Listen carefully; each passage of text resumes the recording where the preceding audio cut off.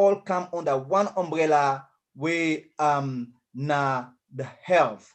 So we go go on to the first one. But before I actually go to the first one, I will actually just talk about the first one is obesity, right? And then the second one, we're talking about exercise. The third one is diet. Then things here, they work line in line. Then they left each other behind, because when you look at the trail of when you become obese, the next thing you'll be advised to do, or if you decide for make a U-turn on your life, what you do, you take up exercise. And then when you take up exercise, what the next step, which you get to do, it's you then manage your diets and watch you eat well plates and make sure, say, you burn or shred that fat, and then you become a healthy person. So that's the reason why, if you're wondering, oh, hang on, why Dr. Achmed decided to choose obesity, exercise, and diets, it's just because they work they work hand in hand, hand together. Like the one and they left in company, so they work line in line. So that's the reason why Dr. Achmed decided for choose these three topics. But before I talk too much, because I don't want to say too much, because I'm excited as well. I am very, very excited about this topic tonight. I will just come to the first topic, when obesity.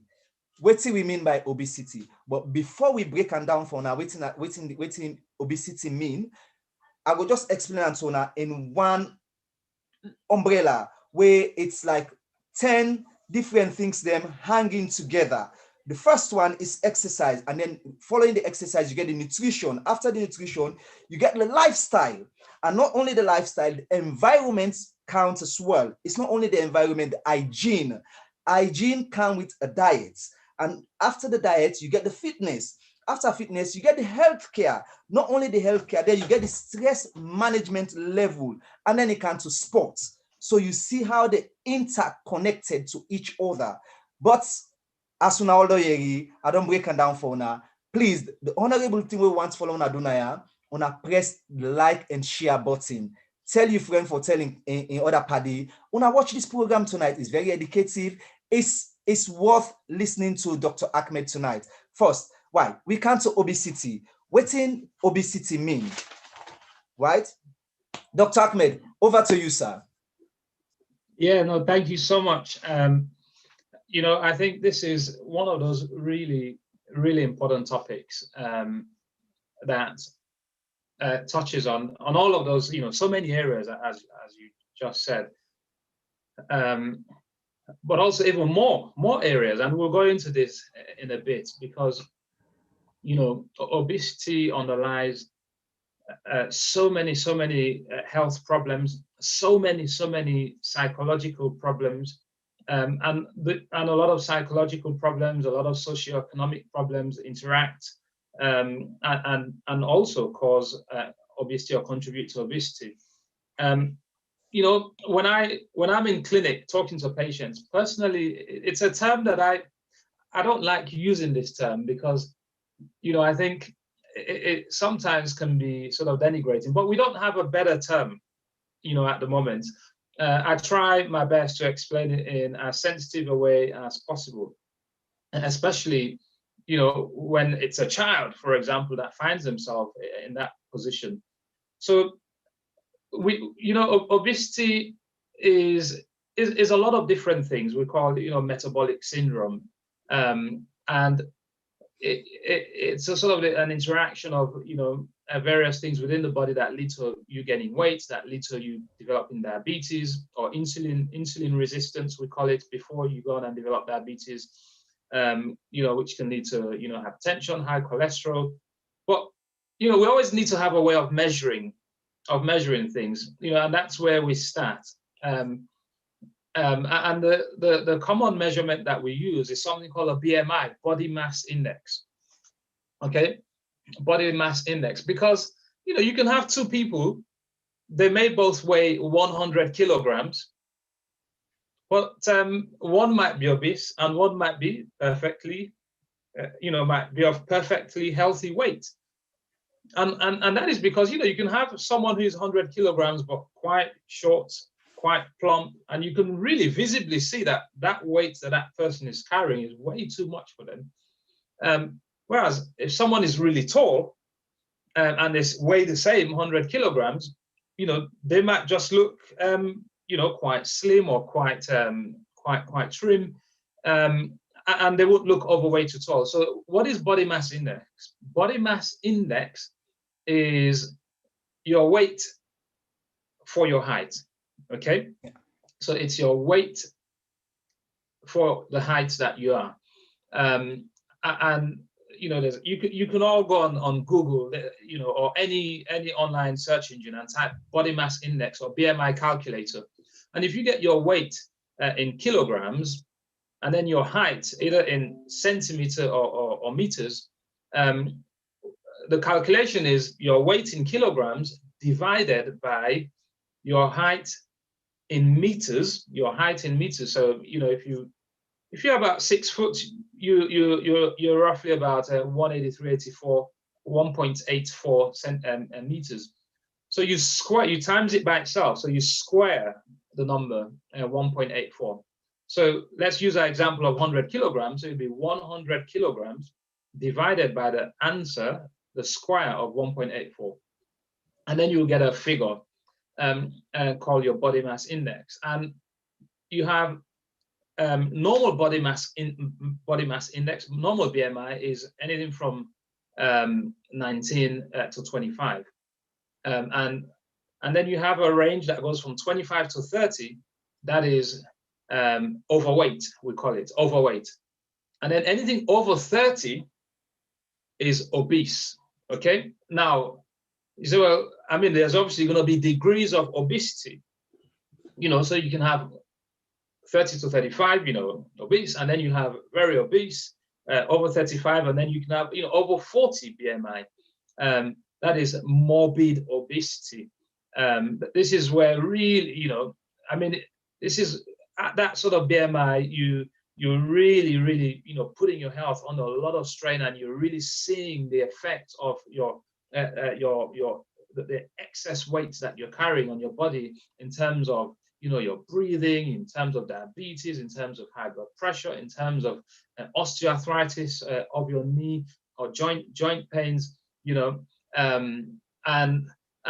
in terms of, sometimes high cholesterol, in terms of, heart attacks at a young age. And when I explain these things, it's not to say that you don't have people with a high BMI who are obese, who do not have any of these health problems. Of course you do. Just like how you can have someone who smokes until they're 80 years old and do not get any lung cancer or heart attack. But we know that a lot of people who develop a lot of those conditions that I mentioned, diabetes, high blood pressure, high cholesterol, osteoarthritis, and now we know that obesity is a big, has a big causative role in the development of many different types of cancer. So there's so much that if we start to address it, it will help us. Now, you don't have to, I can see someone with a BMI of 40. And then when you mention how much weight you've got to lose, remember, you're squaring the height before you divide it into the weight in kilograms. So go from a BMI of, say, 40 to 35 might actually require you to lose, depending on, where you're starting from, several kilograms of weight, maybe 15, 20, a lot of kilograms. And for some people to get to a normal BMI of 19 to 25, you might have to lose maybe half your body weight. Imagine telling someone, you've got to lose half your body weight. It's demoralizing. They just even wouldn't want to start. So we have, it's a conversation. I think the first thing is, recognizing that I am overweight, recognizing that even if I just lose 1 kilogram, 2 kilograms, improve my BMI by 1, that is going to help me. People who are borderline diabetes, so this is before they're diagnosed, or even some newly diagnosed diabetes. If you lose 5% of your body weight, not 5 kilograms, or 5%. So it depends on what your weight. If you lose 5%, for in some cases, that is enough to reverse your borderline diabetes back to normal, or to reverse your diabetes back to normal. So there, it's a sliding scale.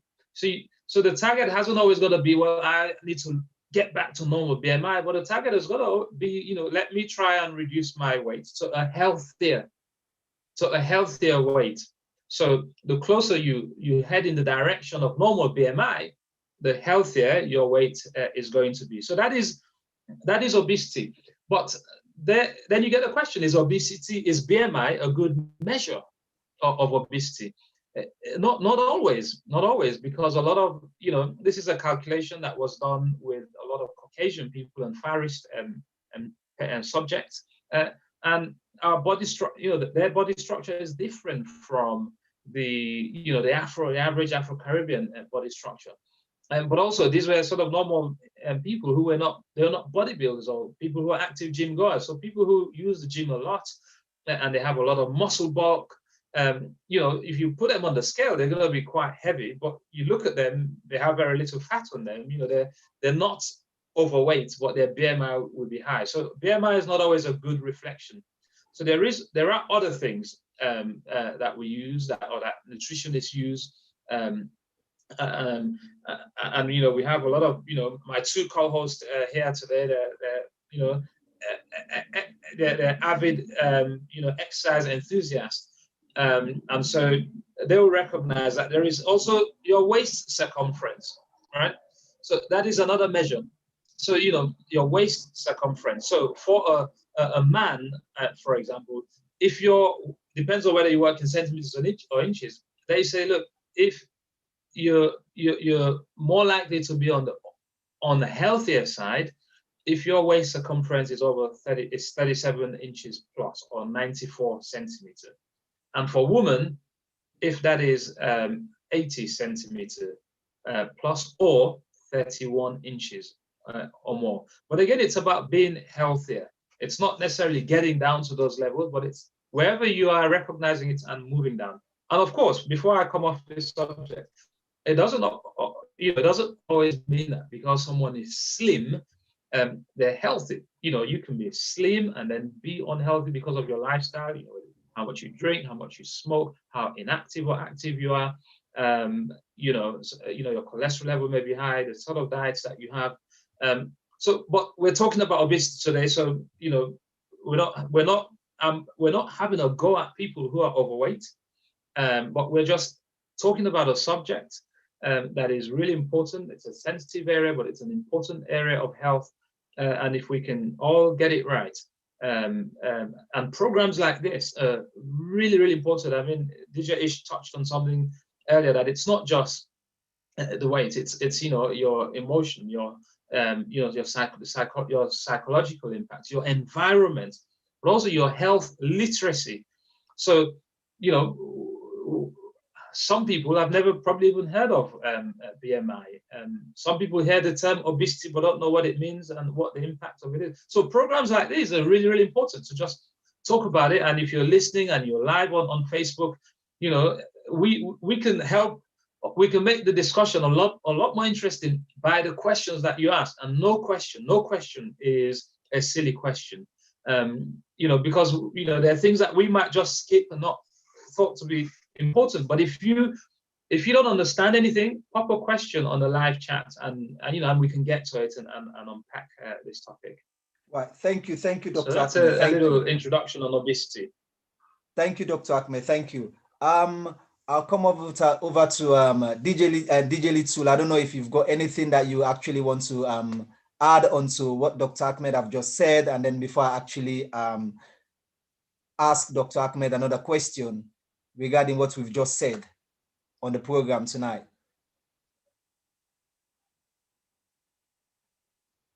DJ Litsul, unmute, please. Yeah. Thank you. Okay. Can you hear me now? Yes, we hear you. Okay. Loud and clear, sir. Well done. You're doing well so far. Well, what can I say? I can't really top up on anything introductory summary that Dr. Achmed is giving, and from what you've said as well. And I've got a few questions to ask, but I don't think they're going to come down to obesity. I think they're going to come down to diet at the last topic. But the only thing I wanted to say, there was a point in time when Dr. Achmed talked about you don't have to be large, and about your BMI, because I can remember when my HbA1c from my blood test, which I did, and I was told my HbA1c was borderline, it's close to being just hitting on the doors of diabetes. And I'm thinking, hey, look at me, look quite small. I'm not that big. So, and it's just about what Dr. Achmed was touching on is the underlying fat. So you could be a small bone person, but yet you carry so much fat and you have no actual muscle fat. So at the time, there was no proper muscle fat, but just fat. But because I'm a small stature person, I wasn't thinking I was in the danger zone until the penny drop, so to speak. I'll just bring my mic a bit closer. Yes. So until the penny dropped, so to speak, that's when I realized that I was in the danger zone. So, but it's interesting to hear the summary of Dr. Achmed, and yeah, I'm keen to hear more of it. But like I said, I probably will get in touch more or get involved more, sorry, on the exercise and the diet. But it's going well so far. Again, I'm going to monitor the comments as are coming in on Facebook. It's important for our viewers just to go with what our host, Dr. Achmed, has said. Please, please, please feel free to get involved in this program. This program is specifically designed not for myself, DJ Ish, or Dr. Achmed, but it's to gain benefits, and it's also not directed at any one person or one set of groups of people. It's so that we can educate every one of us that are actually involved, so that somebody today might be able to learn something and share that with a loved one. Okay? That's it so far. Thank you, DJ Little. Thank you for that summary. Let me just come back to Dr. Achmed.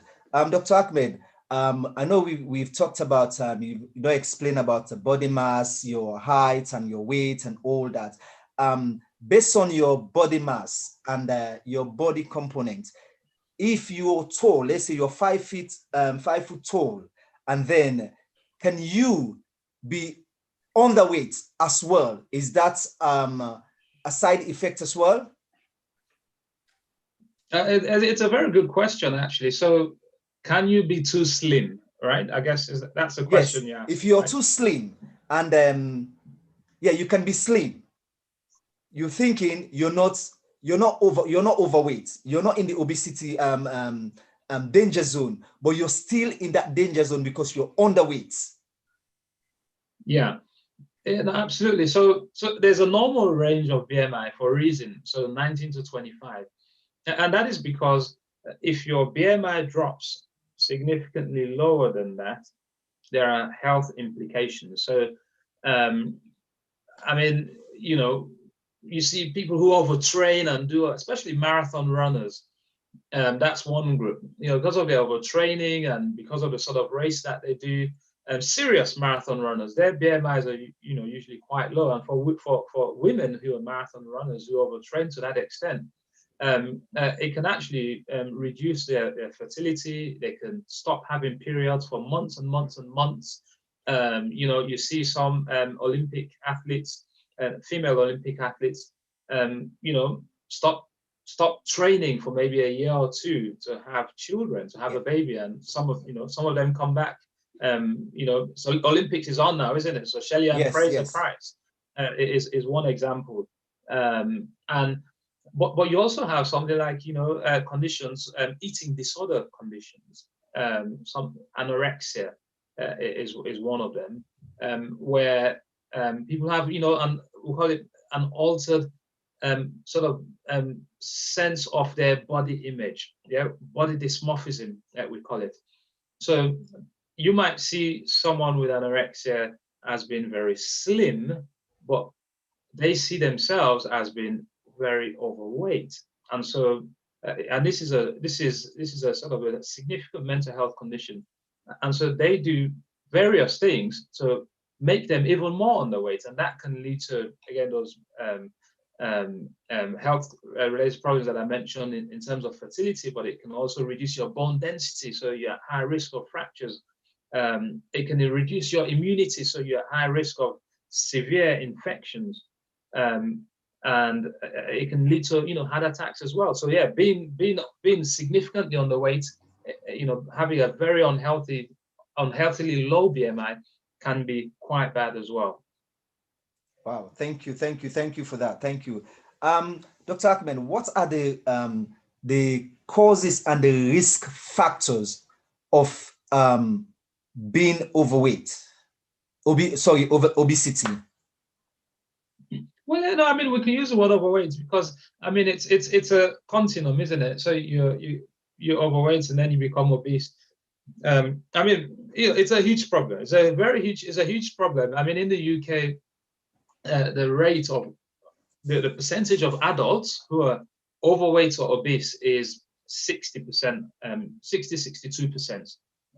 So that's out of every 10 people in the UK, at least 6 to 7 of them are overweight or obese based on, you know, on their BMI. And about 30% are actually obese, right? So the 3 out of every 10. So that's a significant finding. So what are the causes? The causes are what we say multifactorial. So someone can, you know, have emotional problems, psychological problems. They can be depressed, you know, have other mental health issues, and that will impact them in so many ways. You know, cause them to be inactive, relatively inactive, so they gain weight as a result. It may also impact their ability to be able to eat healthily, so that they're more likely to gain weight. So you have also the environment. Okay, so children who are obese, in a way, you can't really blame the child, right? It's you know, the environment that the child lives in is controlled by the adults in their lives.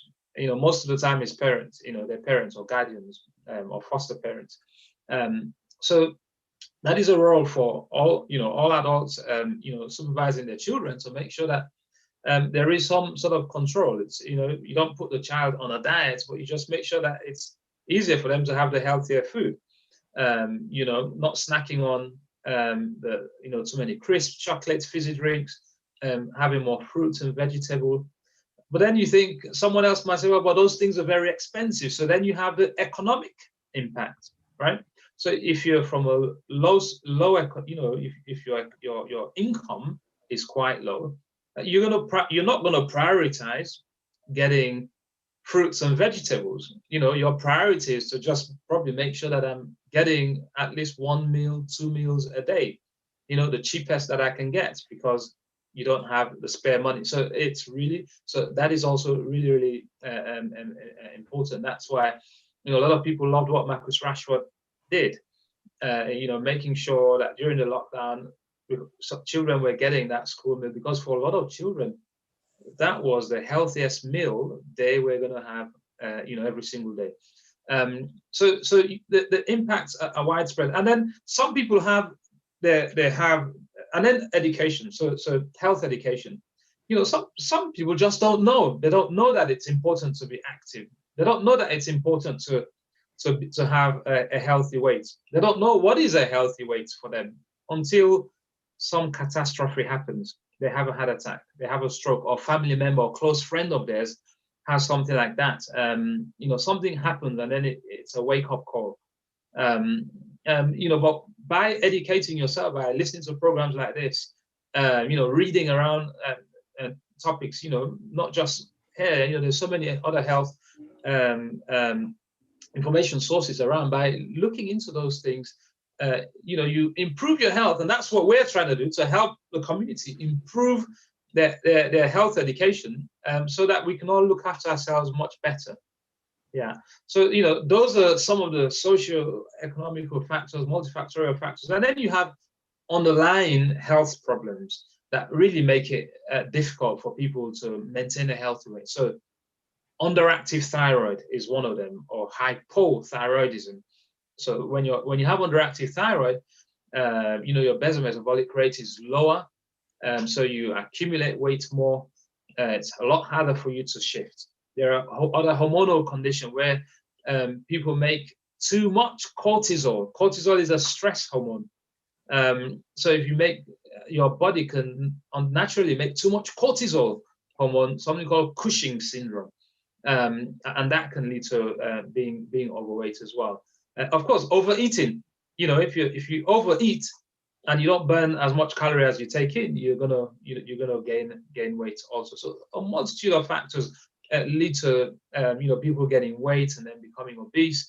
Some people get a health problem that means they can't exercise. And then it becomes very difficult. So it's not just one thing, but you see, in life, I always say, look, let's control the controllable. So given my situation, given my circumstance, what are the factors that I can control to make sure that I have, the healthiest weight that I can possibly have? It's not what Ishmael has or what DJ Little or what some other person has, but what can I do to move myself towards the healthiest weight that I can possibly have? Because if you know the benefits, then you have a good pull factor, right? Now, some people do it when there's a catastrophe. So if you've had some pain, either because you've suffered a health consequence or a loved one or close relative of yours has suffered a health consequence, that's a pain factor. So we do things because of pleasure and pain. The pleasure things will pull us towards our goals. The pain things will push us away from our comfort zone again towards our goals. But if we can do it, when, because of the pulling factors, the pleasure factors, rather than wait until there's pain, then life will be a lot more enjoyable. So don't wait until there's catastrophe. Do it before it becomes that way. And it doesn't mean you'll never get a heart attack or stroke, but if you do even, you're more likely to make a very good recovery from those things. Right. Thank you, Dr. Achmed. Before I actually go on to the next thing that we are going to talk about, DJ Little, I just wanted to see the chat and then just read for us there, and then Dr. Achmed can actually, because there's a question there, and then Dr. Achmed can respond, please. DJ Little, thank you, sir. Thank you. I'm just about to just sort out the number on screen, so bear with me, guys. Dr. Achmed, all right, can you hear me? Yes. All right. Yes. So, Dr. Achmed, the question has come from Candice Batten.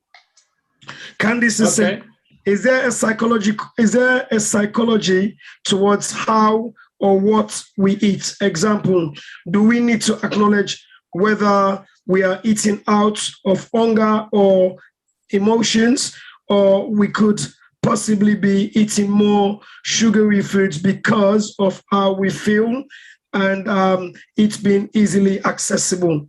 A very good question there. I've also shared the studio number if anybody wants to call Dr. Achmed in the studio and ask their questions live.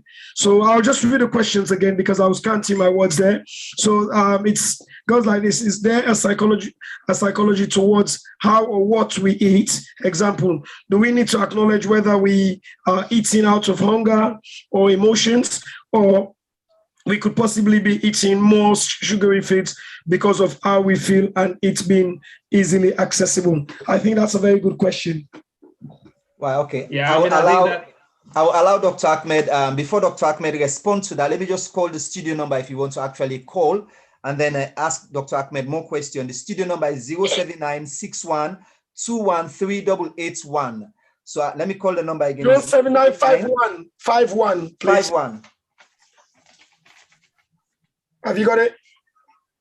Then you need to change that on the screen, Wahab. I never said 6, like 07951 213 07951 213 881. Yeah, my apology.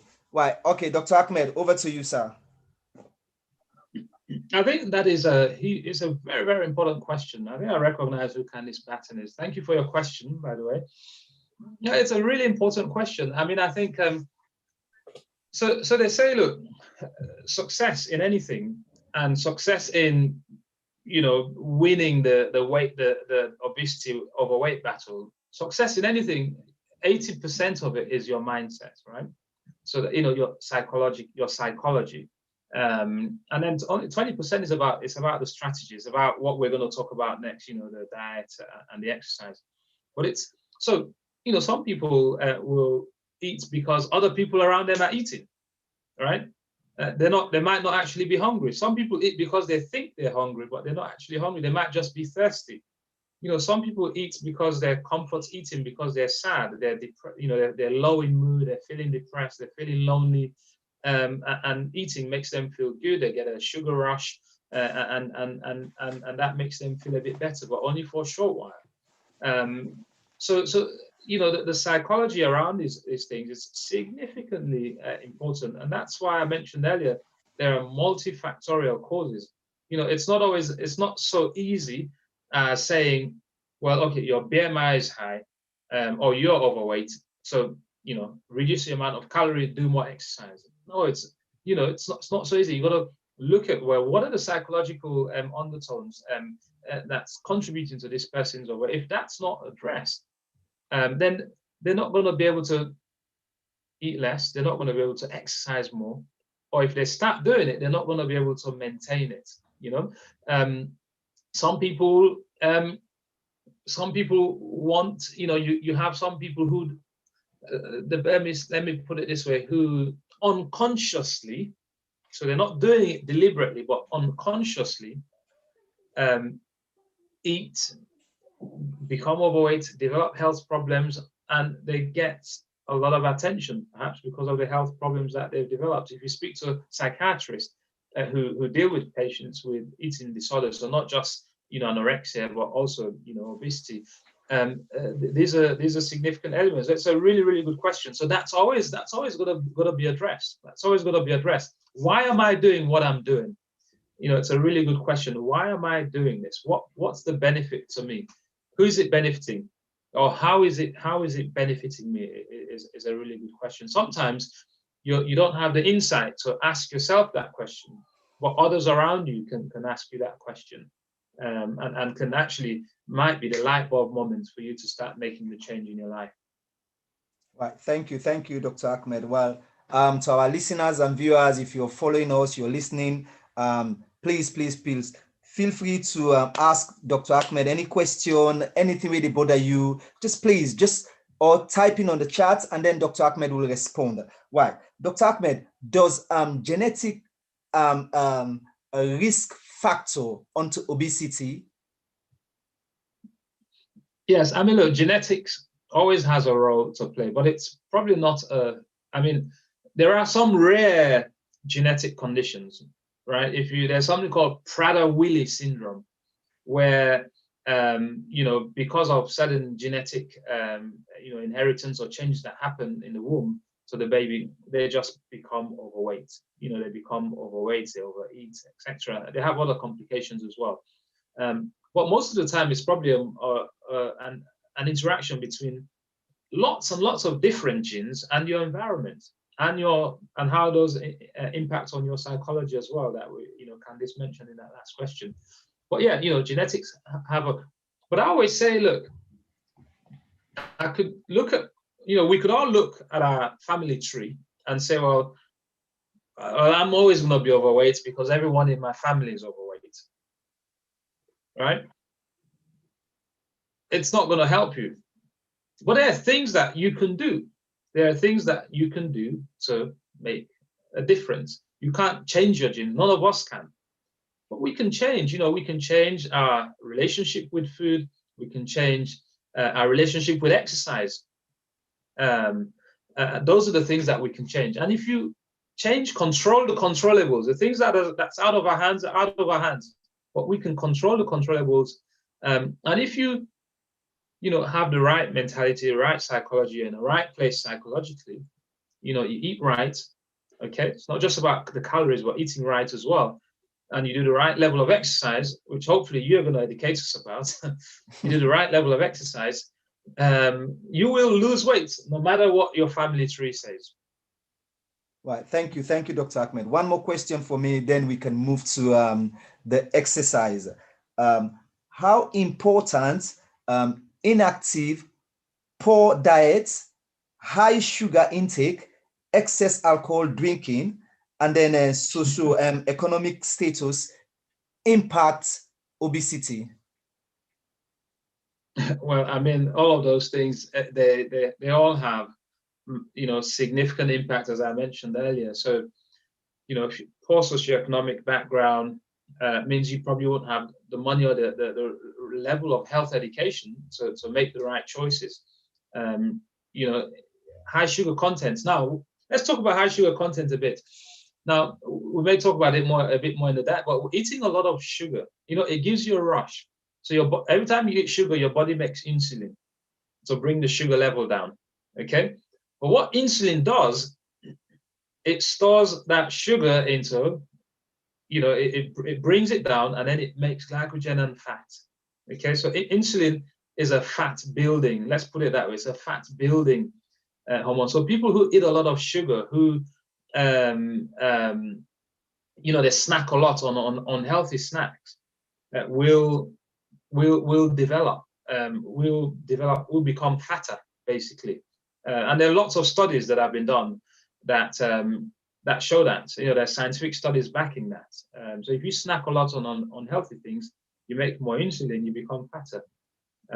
So all of those things, they all play a significant role. So the alcohol and alcohol has a lot of calories. It has a lot of calories. It increases your cholesterol.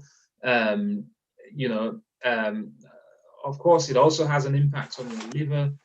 And the dangers with alcohol is our liver is such a beautiful organ. The liver can cope until you've almost sort of lost all of your liver function before you even start to detect it on a blood test, or before you start to have clinical signs when we see patients. And by that stage, you've actually lost a lot of liver function. Chronic alcohol, even if you don't drink all the time, but binge alcohol. So if you're drinking more than 8 units of alcohol at a time, so what's 8? What's 8 units? 8 units, 1 unit is about a pint of beer, or a normal size, maybe red glass of red wine or white wine. Maybe 3 units, depending on the strength of the alcohol in it. So if you just drink 8 units or 4 pints of beer in one go, binge drinking can have a deleterious effect on your liver, as much as someone who drinks, regularly every single day for days and days and days. So binge drinking is a significant factor. Alcohol in young people, over drinking is a big cause of liver failure and needing liver transplantation in the UK. And in South East London, King's College has one of the biggest liver units, not just in the UK but in the world. So they do a lot of this, and they see a lot of it there. Right. Thank you, Dr. Achmed. Dr. Achmed. Yeah, thank you very much. Sorry, DJ Ish. There's just a very interesting comment that's come from Beatrice Thompson. I apologize. Beatrice says, I've put on weight. I don't eat much. Plus, I don't put sugar in my tea. Also, I drink loads of water. So basically, from what I can understand here, what Beatrice is saying, she's put on weight, but she's not somebody that eats a lot, and yet she doesn't even put sugar onto her tea. And she said she takes in a lot of water. What can constitute the reason why she may have put on weight? Yeah, I mean, there are lots of possibilities here. It's difficult. It'll be difficult to know in her particular case what it is, but if you can eat little, not have much sugar, but again, there's an equation. It's not a strict equation, but it's how much calorie you're burning on the other side as well. So are you still burning more calories than you're putting in? So if you're burning more calories than you're putting in, then you're more likely to lose weight. Okay, but then there are other underlying health issues also. Yeah. I mentioned underactive thyroid earlier, so that can be an issue as well. But I think if she thinks, if Beatrice thinks that she actually does regular exercise as well, and thinks that she's exercising enough, burning enough calories, and we'll talk about what is exercise in a second. but she's still gaining weight, then it's worth speaking to your doctor. Where, I mean, there are lots of other things. I don't want to start mentioning scary things here, but, speak to your doctor about your weight gain, or your difficulty with losing weight, and they can go through various tests with you. Yeah, thank you for that, Dr. Achmed. But I'm also inclined to, before we move on to the exercise, DJ Ish, I also wanted to ask a question as to there are other underlying factors which you alluded to earlier on in the program as to why people may become obese, put on weight, leading to obesity. And one of them being depression can constitute greatly as to what, because and especially with what we've just gone through within the last 18 to 20 months, we've seen a lot of people have spent quite some time at home, losing jobs, and either directly themselves or their partner, and the loss of welfare and other underlining. So how difficult is it to manage your weight in that circumstances, and what can be done in terms of getting out of those, because those are the kind of obesity that are very difficult to manage or control? Yeah, it's a very good question, and thank you for asking. Yeah, it is difficult. I mean, it's going back to one of the questions I think Candice asked earlier about what's the role of your psychology, your mental health towards obesity, and you've just raised that important point again. It's very difficult because if you don't address the primary problem and just say, well, eat less, exercise more, it's not going to work. It's not going to work. If someone is feeling low, depressed, and sad because they've lost their job, there's not much income coming in, they're not going to be in the mood to, go and exercise, go for a run. So it's sort of addressing those issues, and then, getting them to think about approaching their life in a more positive way, despite the change in circumstance, and perhaps, I always like to give my patients something to hold on to and look, that pulls them towards reaching their goals. So things might be really difficult now. You've lost your job. You're not getting as much income coming through. But if you get yourself in a better health, you're more likely to be able to go for that next job interview. You're more likely to be able to be more alert to even search for jobs. You're more likely to be healthy enough to take up the next job, depending on the type of job that you're doing, and look at it that way. But again, this is just generic advice. I think you need to speak to your practitioner, your clinician, and really unpick these issues. There are a lot of support out there. There are a lot of support. Well done to the what we're seeing with all the sports athletes. Really giving mental health a high profile at stages like the French Open with Osaka and Simone Biles at the Olympics. Mental health is real. What's the young man, the England defender, Mings, saying how his mental health was significantly impacted because people doubted his role.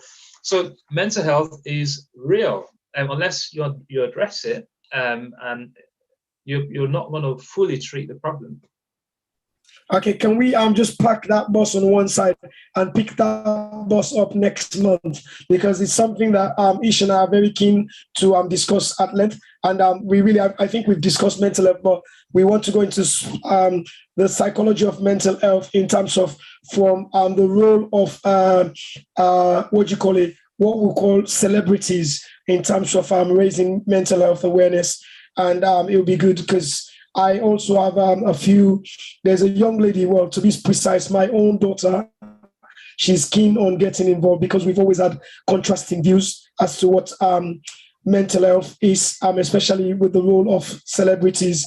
I want to look at the pros and cons. So if you don't mind, let's, I'm appealing in advance. We can look at that next.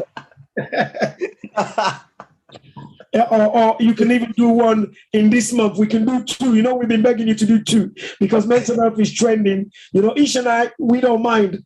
As long as you got the time, we can do two. Yeah. Because mental health is prevalent.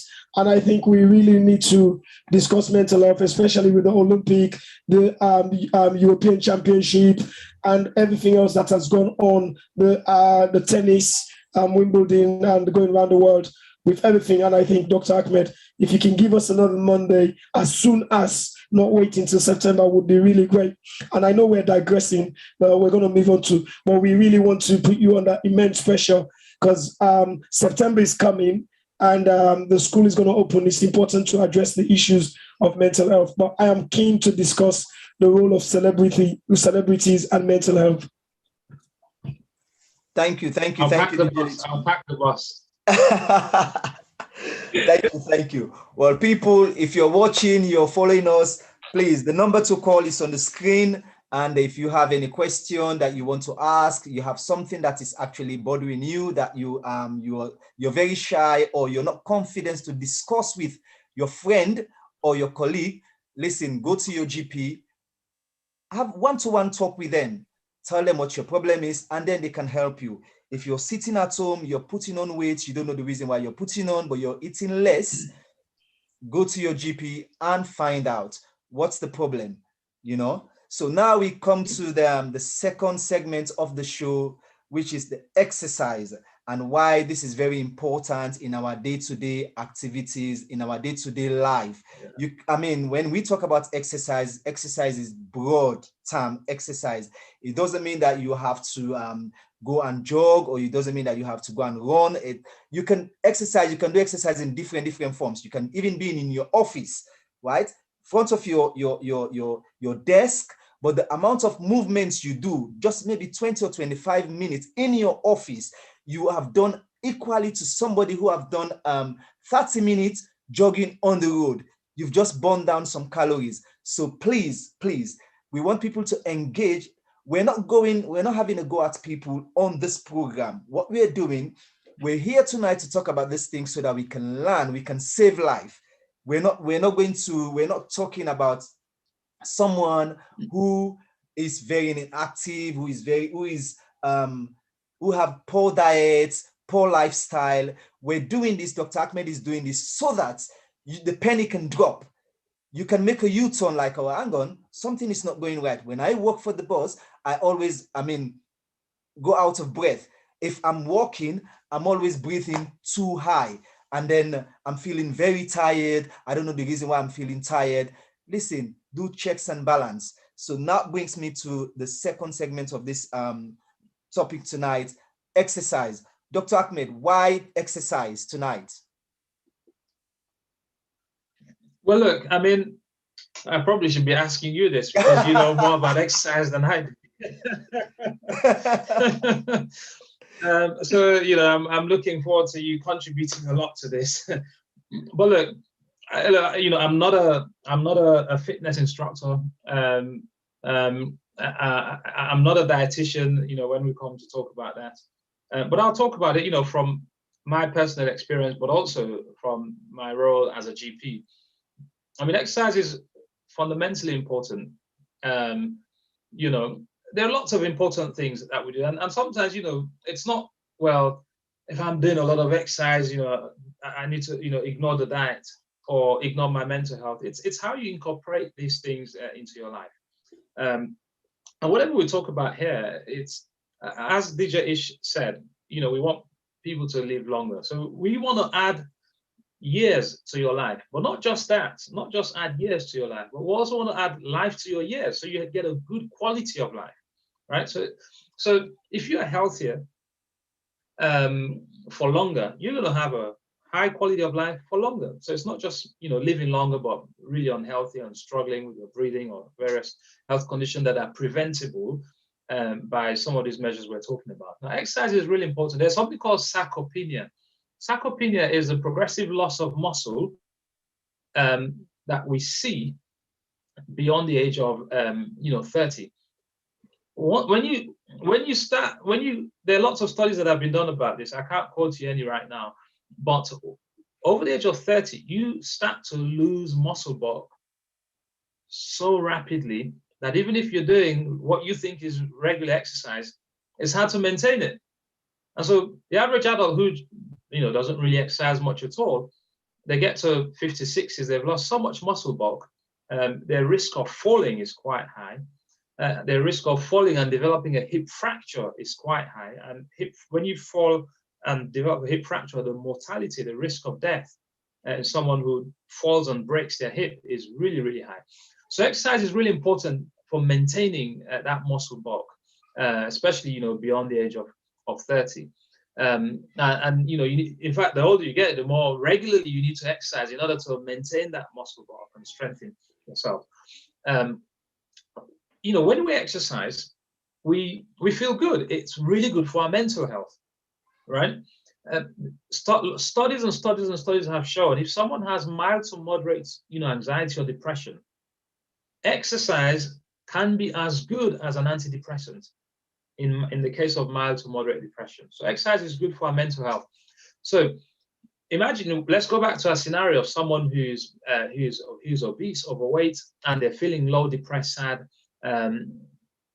Exercise is going to help their mental health, and it's going to help them burn more calories. It's going to increase their basal metabolic rate, burn more calories, and they're going to be happier, and they're going to lose more weight.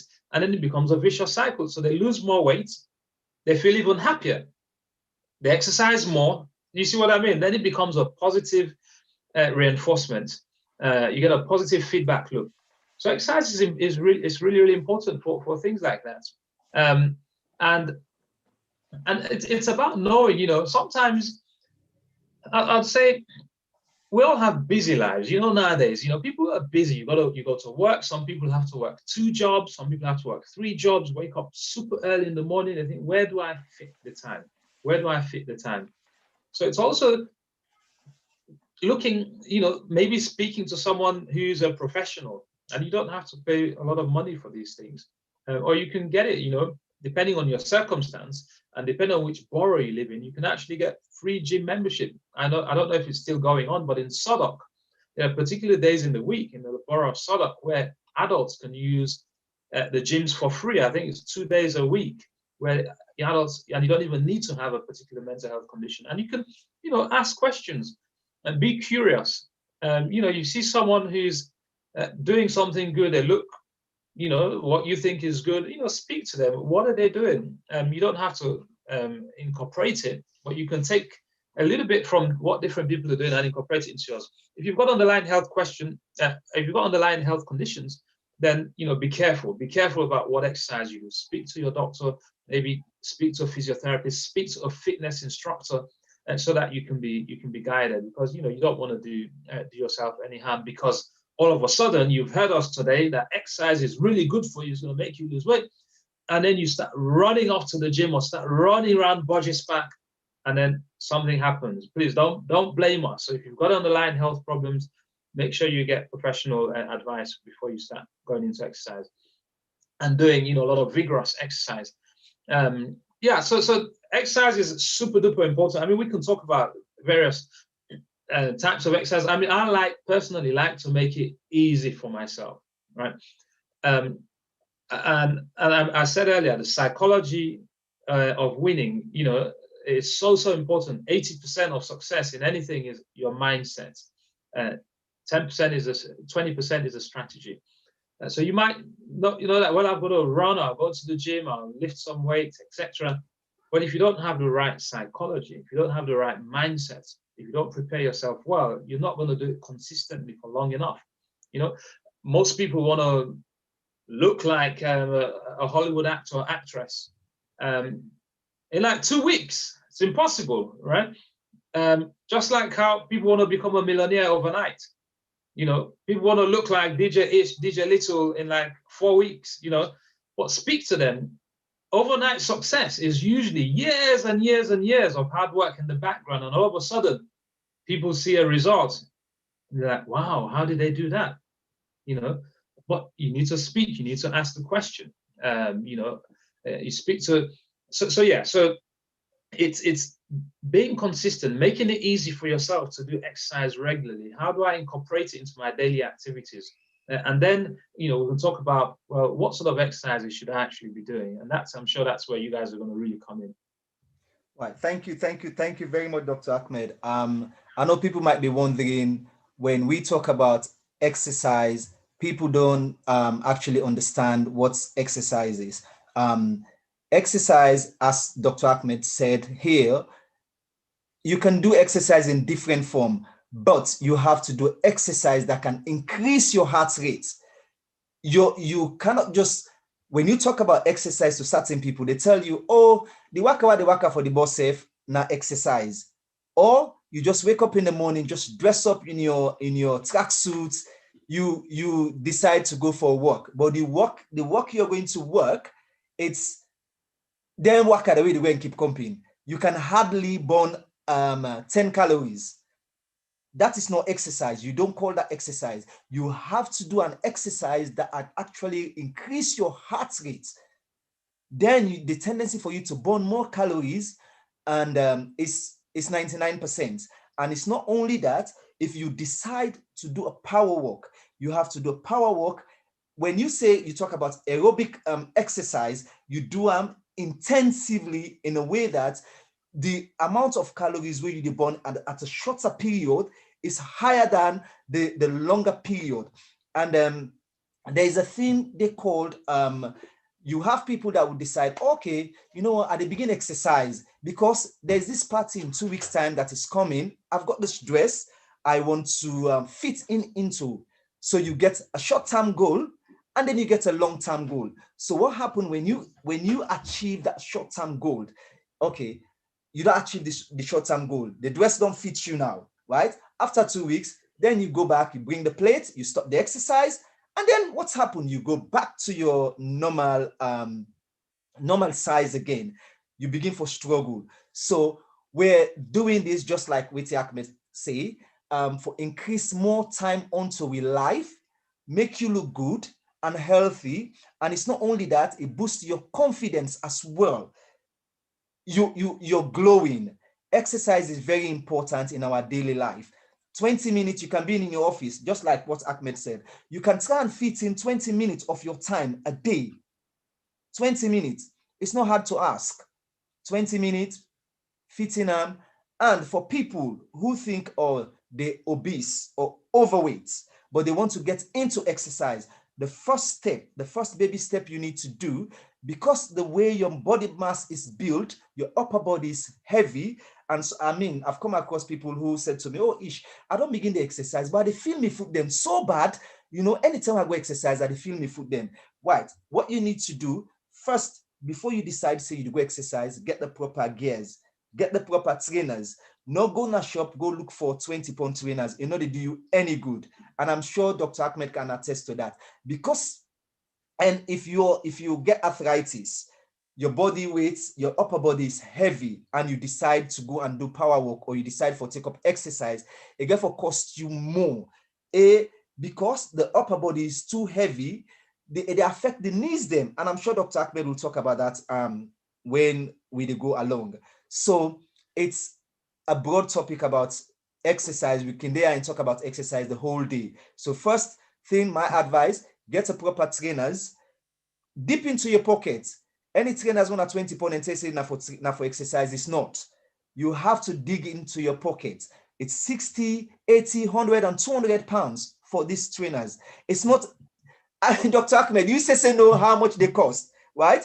And you know what you get, because you need for protect, you need them. And if you get trainers where you run or work out or exercise with, where they jog with, you forget a lock string underneath where they protect your ankle.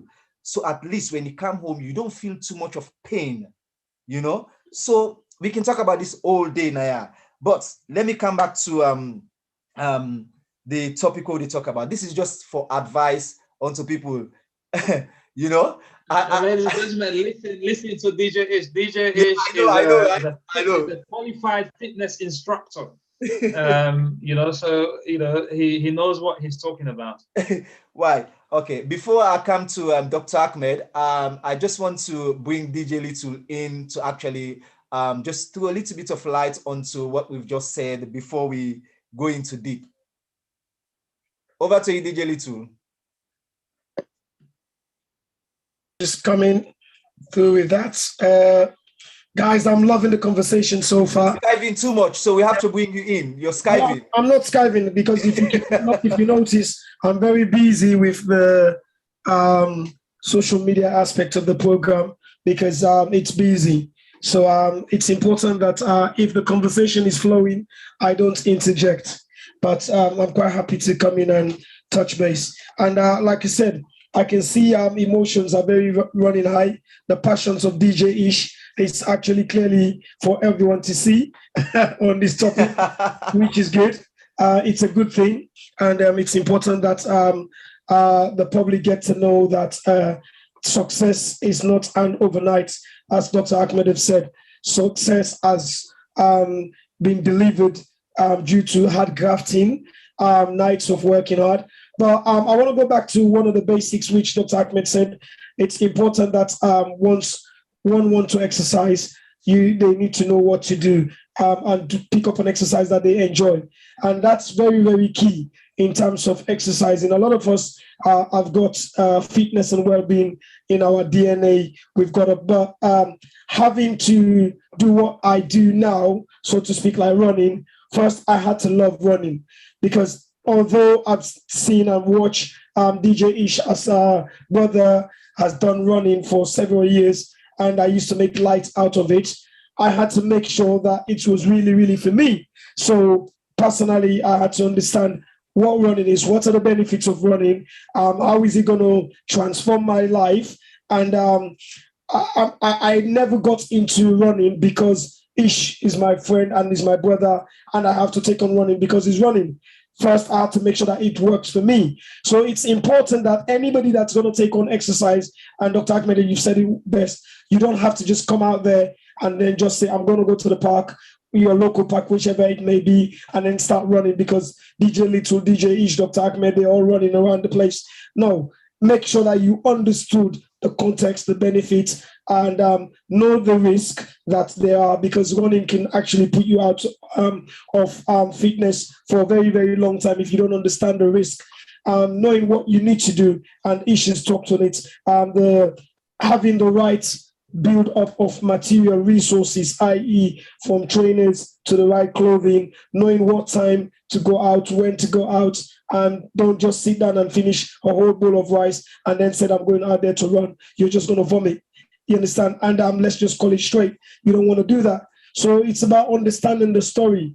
And I think that's what personally my journey would be. I had to understand it. I didn't say I fell in love with it immediately, but I grew to like it. And then as the benefits started coming, the confidence started growing. And then I thought, okay, this was for me. So it's important that people, the public know that, because I'm not a fitness instructor, just like Dr. Achmed is. I'm not up to the qualification which DJ is got or aspiring to attain, which is very, very significant for not only himself, but for us as a community as well. And but there are other options, so you don't have to run. Please, we are running because, like I said, I understood what the benefits are and what it is, but there are alternatives. You can just do walking, power walking. You can just do slow jogging, light jogging, so to speak.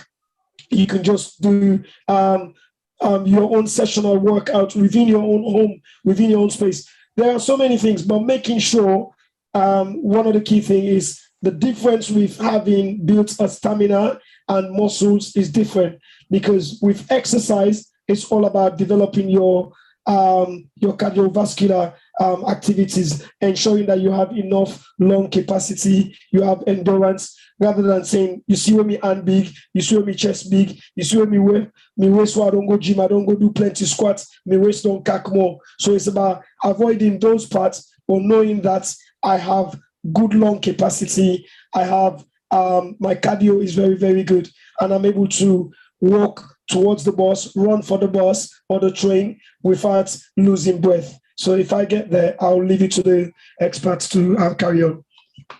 Right, thank you, DJ Little, thank you. And I'll come back to Dr. Achmed. Right, Dr. Achmed, I just want, based on what Little don't talk yanda about you get for day in love with running, you get for day in love with exercise first. Those are the things you get for day in love with exercise. But before you go into exercise, is it good or safe for carbohydrates or any form of energy food to be taken 30 minutes before exercise? Well, look, even before I answer that question, you know, like I just want to say something else. And all of the things I want to talk about today. So yes, I agree. Absolutely, you get for, you know, be in love with exercise. But I think the first thing is you've got to be in love with yourself, right? I always say to people, look, we're talking. That's why I say this is a sensitive topic. In clinic, I try and avoid the word obesity as much as I can.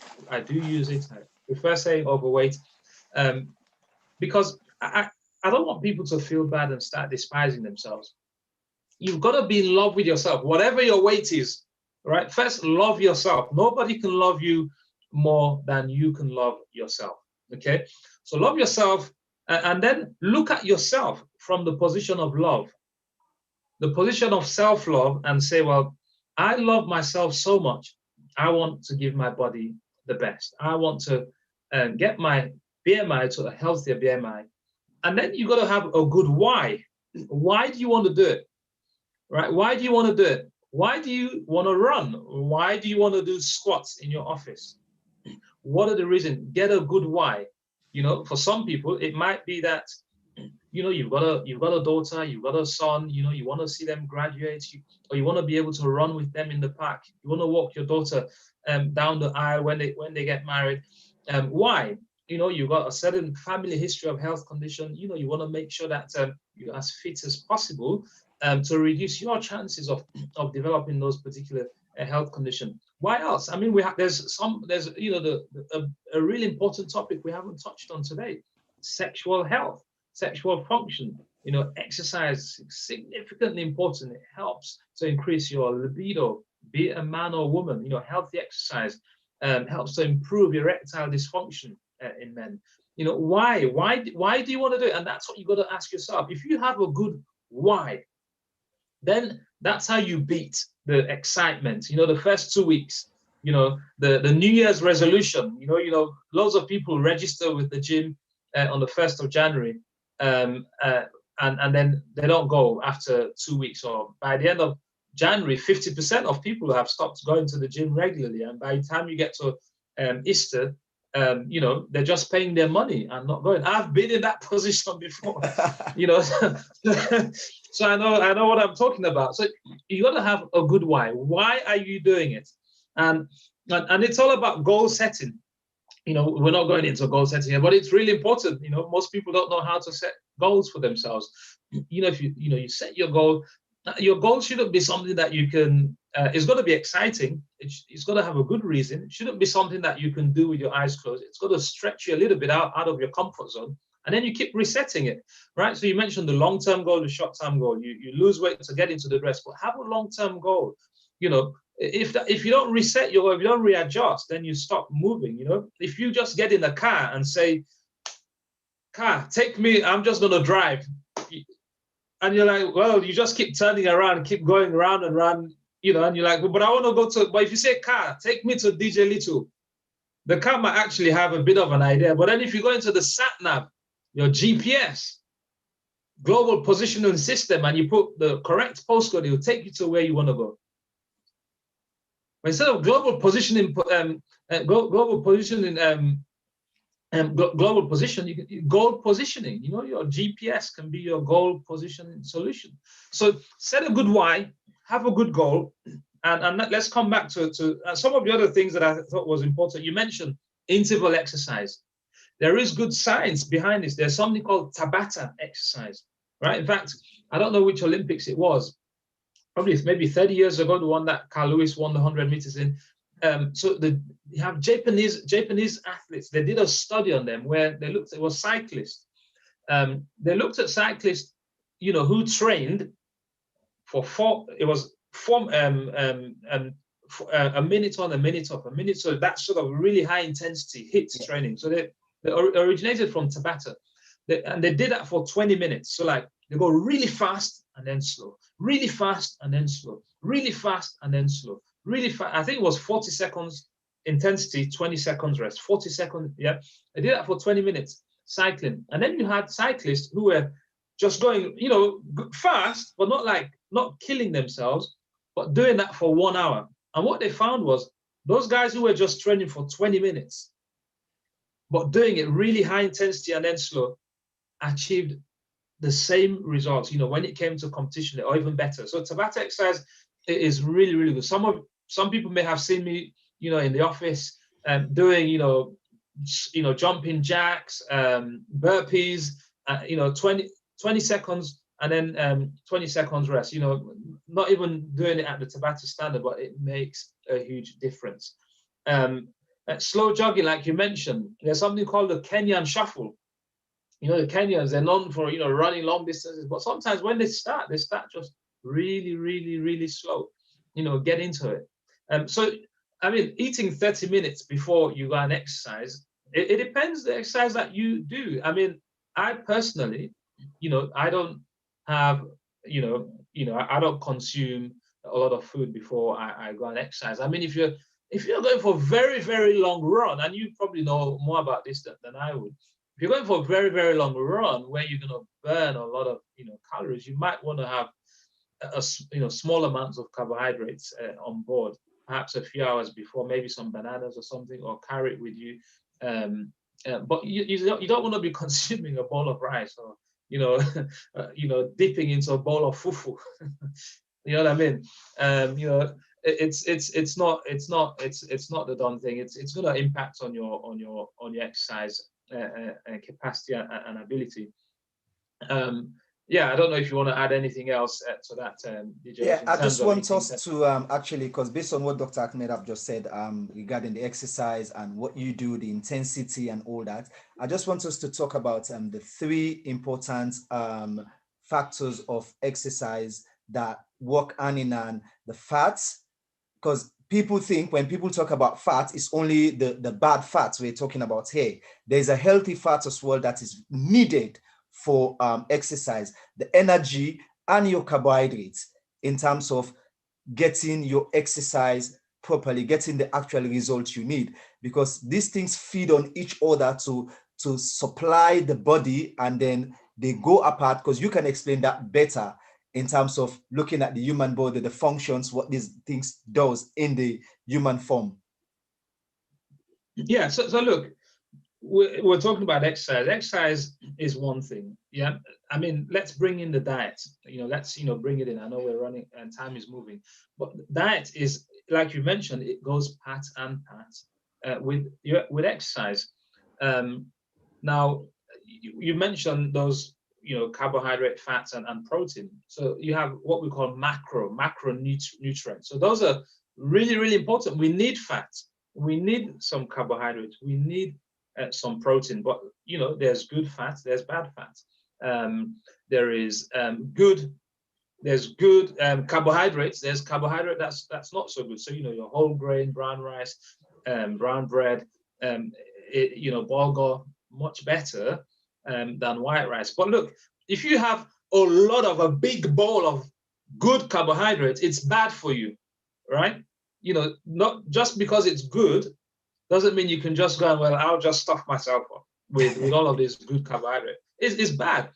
So likewise, the bad fat, it's, you know, and good fat, you know, olive oil, you know, avocado, that's got good fat. Coconut oil is much better than all of these vegetable oils. They're a little bit more expensive. You see where the economic impact comes in as well. So they're a little bit more expensive when you go to the shop to buy these things, right? So it's not easy. We're not saying, look, it's easy, but where you can, you know, do your best. Where you can, you know, do your best. Yeah. So, but again, if you have loads of avocado oil or loads of coconut oil or loads of olive oil, it's not going to be good for you as well. People in the Mediterranean still get heart attacks, right? They still get heart attacks. So that's all about the Mediterranean diet. So they're all really important in proportion. Yeah. If you have a choice, have the you want to have the your unsaturated fats. Yeah.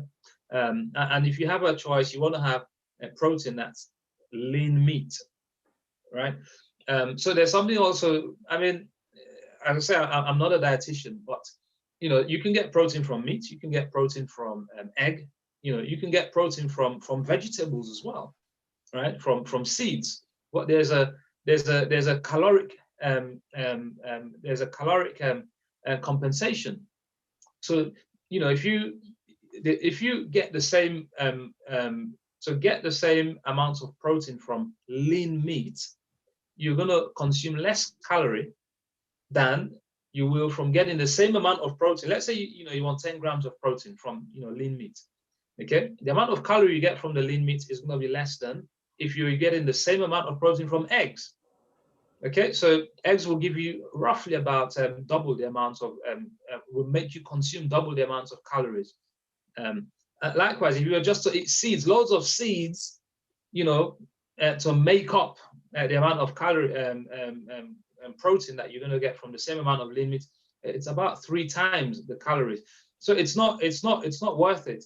I mean, again, as I say, I'm not a dietitian. But it's about being sensible. I think it's about, rather than making it really complex, well, which protein, let's say, always have on your plate a little bit of protein, a little bit of carbohydrate, and a lot of vegetables. Okay, there's something called the healthy plate of food, where if you divide your plate into 4, a quarter, 1/4 should be your carbohydrate, so that would be your rice, ideally brown rice, but maybe your white rice, it's fine. Okay, and then 1/4 should be your protein, so that's your meat or your fish, and then half of your plate should be vegetables. And then what you do before that, you drink a glass of water before you even start. And then what you do before that, you make sure you're not rushing when you eat, right? Because it takes about half an hour for your stomach, the receptors, the sensory receptors in your stomach, it takes about half an hour for them to stretch and then send a message to your brain, your satiety center, that basically tells you that you're full up, I've had enough.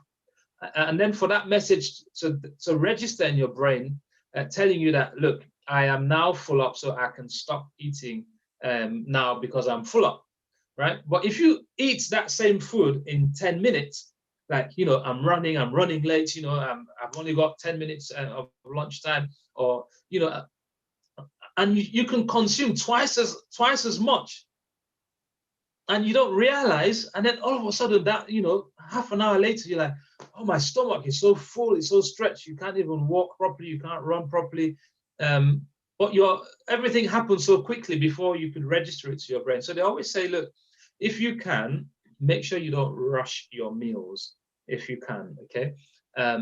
Make sure you're also not distracted. So if you're just sitting there watching a nice movie, you're just, eating, what is it? Popcorn, crisp, all of these things. So you're distracted. So when you're having your meal, especially your main meals, sit down, switch off the TV.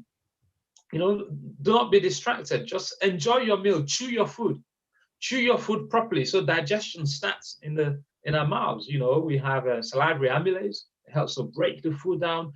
You chew it properly. By the time it gets into the stomach, it's already been broken down. So we're going to get more of the nutrients, more of the benefits that we should be getting from it. So there are all these, I think by making it simple and making it easy, we can all do this. Like, we don't have to be experts at nutrition. We can. I mean, I went from I looked at my plate. I thought, well, that that portion of rice, that portion of the big old, So I begin for reduce them. Yeah, begin for reduce and small. But you know what? My mind was telling me, nah, that's too small. You know what I mean? It was telling me that's too small. Now I'm so used to it. So my stomach is so used to it. If I try and eat more, it just cannot cope, right? And then I've made it. It's a habit now. It's a habit. It's you can't do it by yourself. If you live with others, if you live at home with your family, it's hard. It's really hard. Everyone's got to make the effort. Everyone's, if you're the only one that's not eating the junk food, But then you walk into your kitchen, you've got all the crisp, all the chocolate, all the cakes. It's very difficult. It's very tempting, isn't it? You're gonna, want to dive into that yourself. Yeah. So that's. Sorry, you asked me these questions and I just start talking. Right, thank you. DJ Little, I don't know if there's anything on the chat that you want to, any questions for Dr. Achmed or for us before I actually move on to something else. Well, we are already in diets because if you pay attention, Dr. Achmed was already, he's smooth in and slide into diets. So we're in there already, DJ Ish. But just looking at the social media platforms, we're not getting any questions so far. There's only one comment that was there from the Royal Diamond Queen. She said, obviously we know who that is. She said, let's be mindful here that some obesity can be genetics. Okay, that's something that was already covered. And then Auntie Betty Fally, former chairlady of TOSPA, mentioned about high cholesterol intake as well.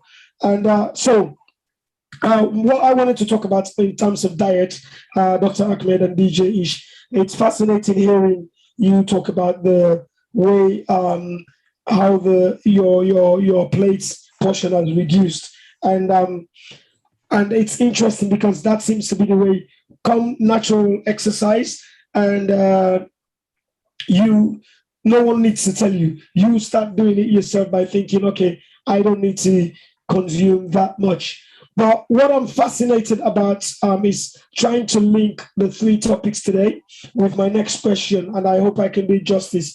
And there it goes. Personally, what I do, I have tried to make improvements in my palate, and as I said, I've also introduced things that were not part of my palate before, i.e. greens and veg, and what you call it, squashed fruit, because I can't bite into fruit. So I do juices, and so to speak.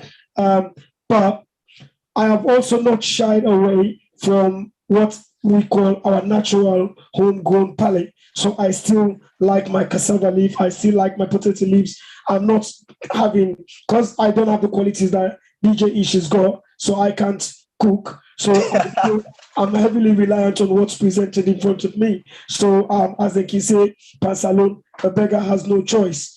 And so wherever I'm getting the food from, whether it's from home, whether it's from friends out there, whether it's from loved ones, whether it's from my own parents, my mom, you understand, I take what I take. But because the quality of those foods are so good, I don't reject. You understand? So I still take in the good old cassava leaf, the good old potato leaf, the good old binge, a granite soup, and you name it. You know what I mean? I take them in all colors. Okay?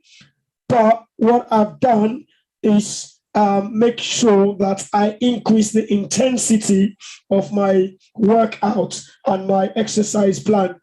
And I'm also mindful that a few years ago, I was down the line of, because my carbohydrate, which was rice mainly, which was my palate, and white bread, which I no longer do, was also was taking or consume at least 2 to 3 times in a day, sometimes even for breakfast, but that no longer works. You understand? So basically my question is, how can you still have all of that normal food, live the normal life, and then yet still I personally can say I can see an improvement in myself? So how can we try to not to intimidate? Because now and again the conversation me and Ish we have as brothers is we play devil's advocate, where I try to be on the defense of Joe Public, so to speak. So allow them to eat what they want to eat as long as they enjoy eating it,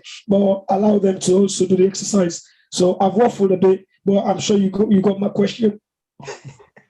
Yeah. Thank you. I think it's a really good point. It's a really, really great summary as well.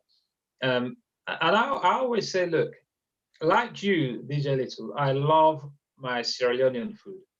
And I think no diet is sustainable if it's not food that you like. No diet is sustainable if it's not food that you like. So, everything that I do with my reduced portion, etc., I still eat, the same, all of those things you just mentioned. I love cassava leaves. I love potato leaves. I love even, I love fufu. All of these things, I love eating them. But I reduce my portion. And look, there are also, like they have what they call fad diets, right? If people are interested in those sort of things, you read up about it. Oh, there's this diet, it's really good. Maybe it's the Atkins diet, it's the Oxford diet, it's this diet. They're all really good in terms of the data, but they're very difficult to maintain. That's the problem. You can lose a lot of weight really quickly. You can lose a lot of weight really quickly, but it's difficult to maintain it. And if you can't maintain it, what's the point? What's the point? So I'd rather eat something that I like, but eat it in a healthier way. And there are things that you can do also to manipulate the physiology of the body. So I mentioned earlier that if you eat a lot of sugar, that's carbohydrates. It's not just sugar that you add, but it's all of these carbohydrate things. Every time you eat carbohydrates, your body produces insulin, and the insulin builds fat. Okay, so if you want to build less fat, or if you want to burn, so let's see where our body gets energy sources from. Okay, it loves to get it first from carbohydrates. Okay, if carbohydrates are not there, then it will go to some protein, then it will go to some fat eventually. Okay, so if you can get your energy from fat, that's great, because you're burning the fat that you've already stored up. You lose that fat and you're using it as a source of energy. How can you do that? How can you trick the body to do it? Really simple. This is really, really basic. I'm not an expert on this, but it's all about, going into a little bit of something called ketosis. So if you go for long periods of time in the day, where you're not eating any carbohydrates, your body, you're not giving your body the signal to produce huge amounts of insulin. Your body is always making a little bit of insulin because it needs to do that to survive.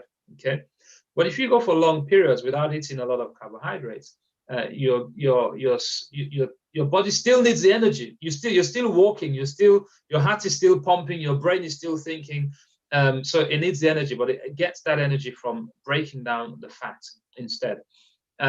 And so there's something called, time restricted fasting. Okay, some people hear about this ketogenic diets, etc. You got to be very careful.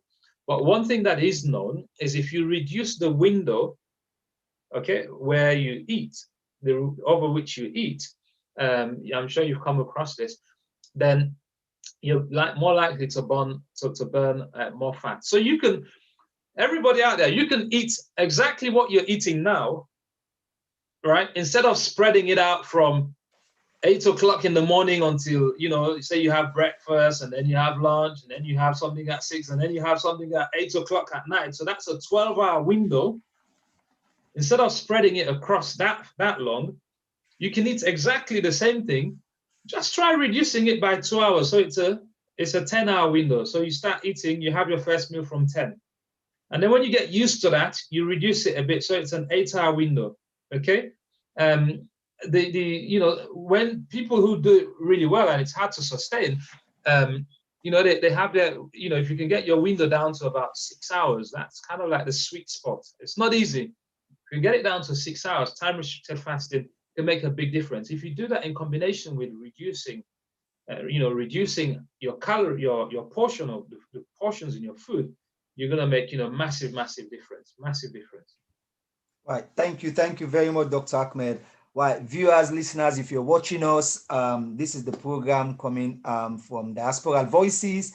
Doctor to you. Dr. Achmed is here once in every month, but we're trying to encourage him, trying to persuade him so that at least he can be here twice a month, so that people who miss out can actually benefit. Right, Dr. Achmed have touched on so many things here, talking about the fats, talking about we're talking about the diet. Before I actually talk about the diet, I just want to go quickly on talking about the fats that Dr. Achmed just touched on now. People, I just want you to know that we're talking about fat. We've got good and bad fats. But what happened here is the fat is fast to break down into fatty acid. So you you need to know that. And then we talk about exercise just now, but we did not talk about the recovery when you finish the exercise. We missed that part. And then we just went straight into the diet. After every exercise, you need a recovery. The recovery, in a sense, what you need is when you're exercising, you store glycogen, you store glycogen in. So after your exercise, what you need to do, you need to refill your, it's like you're driving your car. You drive from here to Manchester. Obviously, you're going to run out of fuel. So what you need to do, you need to refill. When you're going to refill line, doesn't mean that if you've burned down 1,000 calories, you come and sit down with a bowl of 2,500 calories. There is no sense in that. It's not rocket science. So the refill you're going to refill, you eat things that are very, very healthy. Because remember, you've burned, you don't lose energy, you don't burn down calories, so you don't burn down a little bit of, let's say a little bit of fat, as we think, say, oh, because I go on right now, I don't lose weight. No. And then they happen overnight. But slowly, you tend to see the results. So where after all the exercise, what you need now is for refill, waiting you don't take out. If not, get into your next exercise the next day, you become very tired. Then as you start the exercise, the first thing where they kick in is tiredness. The reason why the tiredness they kick in, then the poor techniques they kick in as well. Then because after the exercise, you're not actually taking a little bit of carbohydrates or more carbohydrates for bring back the energy, set the body back into a reset mode. So you tend to get all this tiredness. You begin to wonder, say, well, hang on, I've been training for 2 days, but today, the second day where I go, so I'm so tired, because you not give the body enough food where you don't take out. So there's a food expenditure we're talking about here as well doing, well, I will reach the way Dr. Achmed come to the next question about the diet. We do food expenditure. So not the only way you're going to market, say, okay, Nathan, I go buy this, I go buy this, I go buy this. The body self, there's expenses of food that you spend on the body. We're in a food expenditure. So what you take in, if what you take in is not as healthy as what you're taking out, or what you burn out, then compared to what the replacer now is more than what you take out. Then if you work the math, the answers you get, you find out that you get a higher level of calories. So like for women, your recommended calories a day of all your food intake is 2,000 calories, whilst men is 2,500 calories. So I know it's hard to work around that figure, because sometimes you just think, okay, Nathan, I'm sitting on my desk, I just feel for go take snack. I go punch chocolates, bar. Come on. And go fizzy drink, bam. So think about all those extra calories there. It does not help. So that's after every exercise, my people, before Dr. Achmed come back in, you need for recover, you need food recovery. And some of those food that you actually can eat to recover, especially if you exercise or you're walking, is between an hour to 3 hours window, or 2 hours or hour 30 minutes window. So you need to get a proper food, lasagna with veg. That's important. That's very good. You can eat beans. It's very good.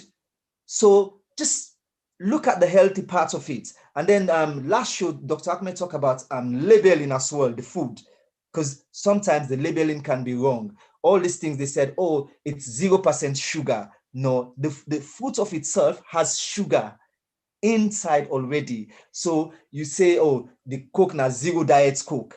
Come on, think about the amount of sugar. And Dr. Achmed always talk about these things. We salt intake, we sugar, so all these things. We actually, this topic is a big topic. We don't get time because we could go on and on and on and on and on and on, you know, on and on and on and on and on. And okay, Dr. Achmed, this is very important. I know some people, when they decide for, say, okay, you know, the way I look right now, I'm overweight, or I don't put on so much weight. Now, what do I need to do? I need to go on a diet, and then go online, getting supplements, all them thing here. All these things where then they do say, okay, Nathan, now they begin to take them, these food supplements where in 3 days or for a month, begin to take them. And then after where they don't take them down, the weights go a little bit, as in think, the weights go a little bit. But what's the side effects of all these things? I would say, look, avoid supplements. You know, avoid supplements. And you get a lot of, you know, dietitian, health gurus who will tell you the exact same thing. Sometimes you're not really sure what's in them.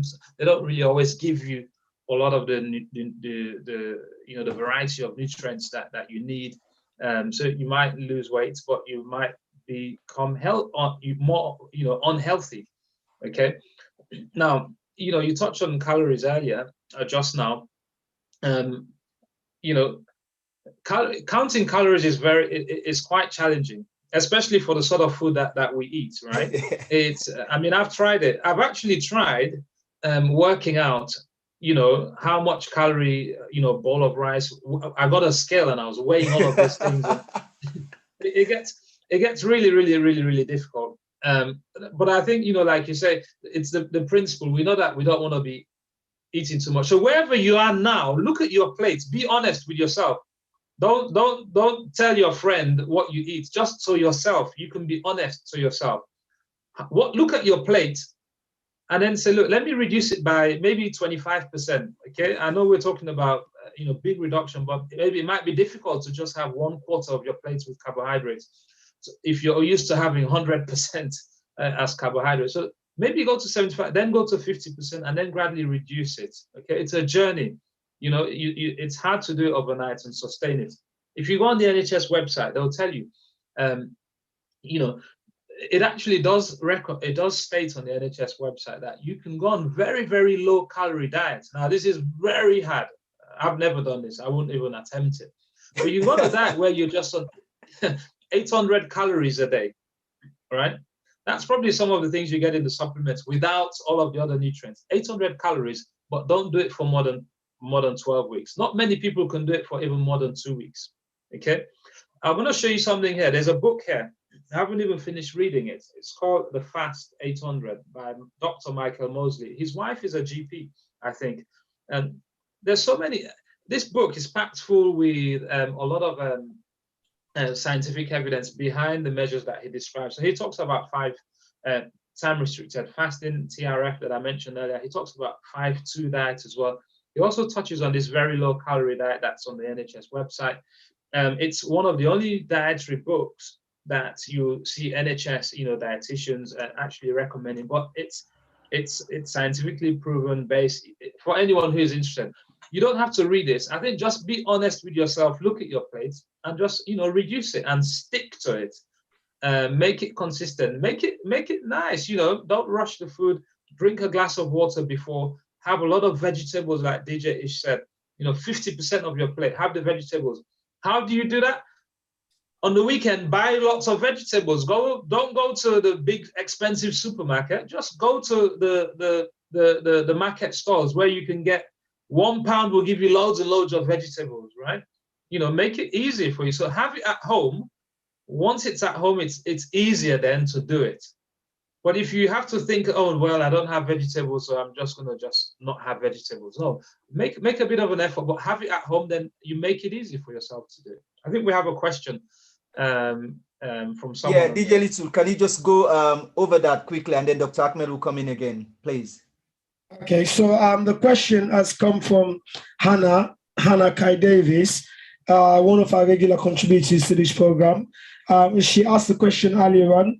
I've just come to it now. It says, how does menopause affect your diet? So how does menopause affect your diet? Yeah, it's a very good question. I mean, menopause can affect women in different ways. We also have what we call andropause. So that's the male menopause. Can affect men in lots of different ways, where your level of testosterone actually reduces, and same way you can have reduced libido, etc. So menopause, you have these hormonal changes, and for a lot of women, they And start what age does men? What age do men reach before they get? I need to know now. Well, look, it's about the same age. I'd like to make a last dash of it. Just make sure you get there quickly. Well, look, the average age of menopause is between 48 and 52, but it can happen from 45 to 55, and same. So DJ is in grave danger. I'm only 35. But for me, I'm okay. Well, I'm only 35. If we look at it this way, it's a natural process. Let's not say it's dangerous. It's just a natural process. Let's embrace it, accept it. But yes, hormonal changes can affect the body. Because one, it can affect your emotion. It can change, your metabolic rates, the distribution of fat. So you start to build up fat. For a lot of women in, around your thighs, your buttock area.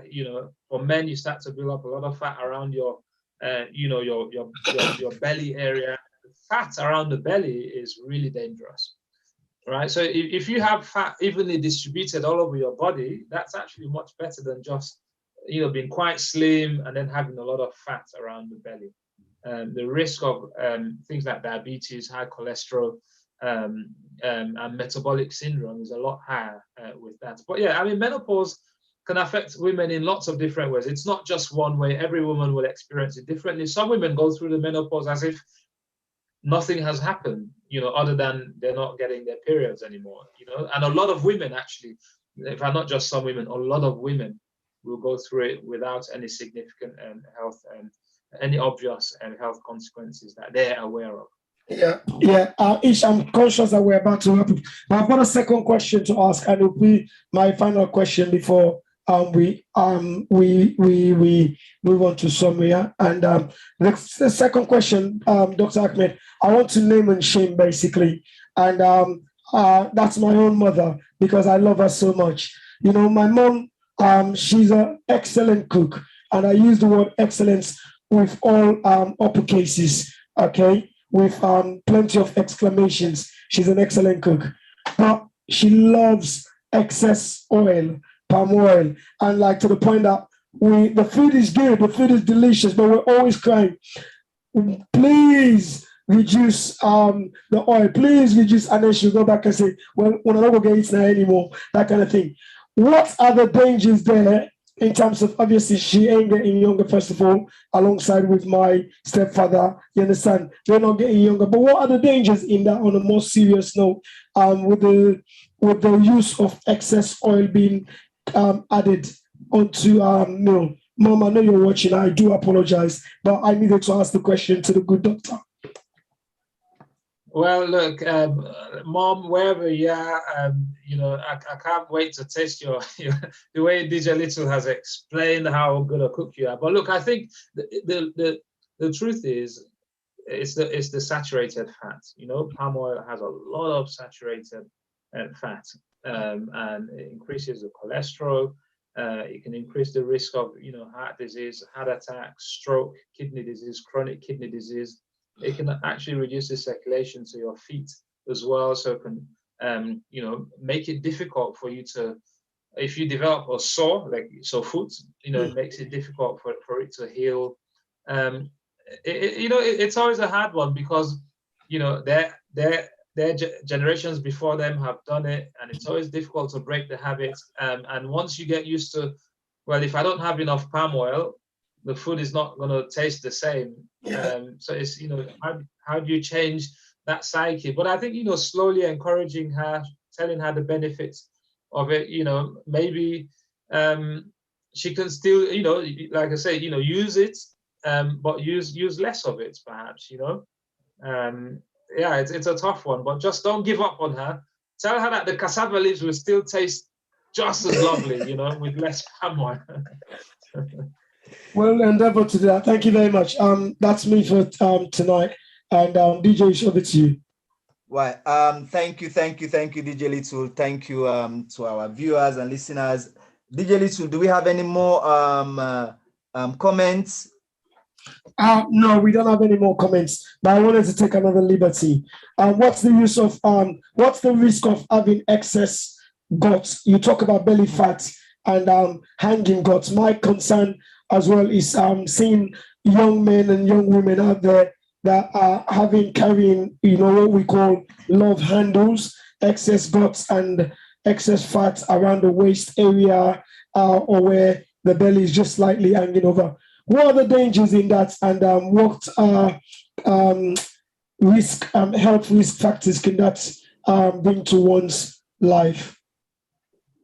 Well, yeah, I mean, there are a lot of scientific studies to back this up, and a lot of those studies come from the Far East, right, Asia, where they're naturally quite slim compared to the Afro-Caribbean, body structure, but the guys who have fat around their belly, so they still have really high risk of heart attack, strokes, and diabetes, but they're not necessarily as big as the average, Afro-Caribbean person. But it's because of the fat around the belly region. So we know that when you build up fat, pot belly, right? A lot of love handles. It actually increases the risk of metabolic syndrome, so diabetes, insulin resistance, if it's not diabetes, obesity, and you get chronic inflammation in the body. It increases the risk of heart attacks and strokes as well.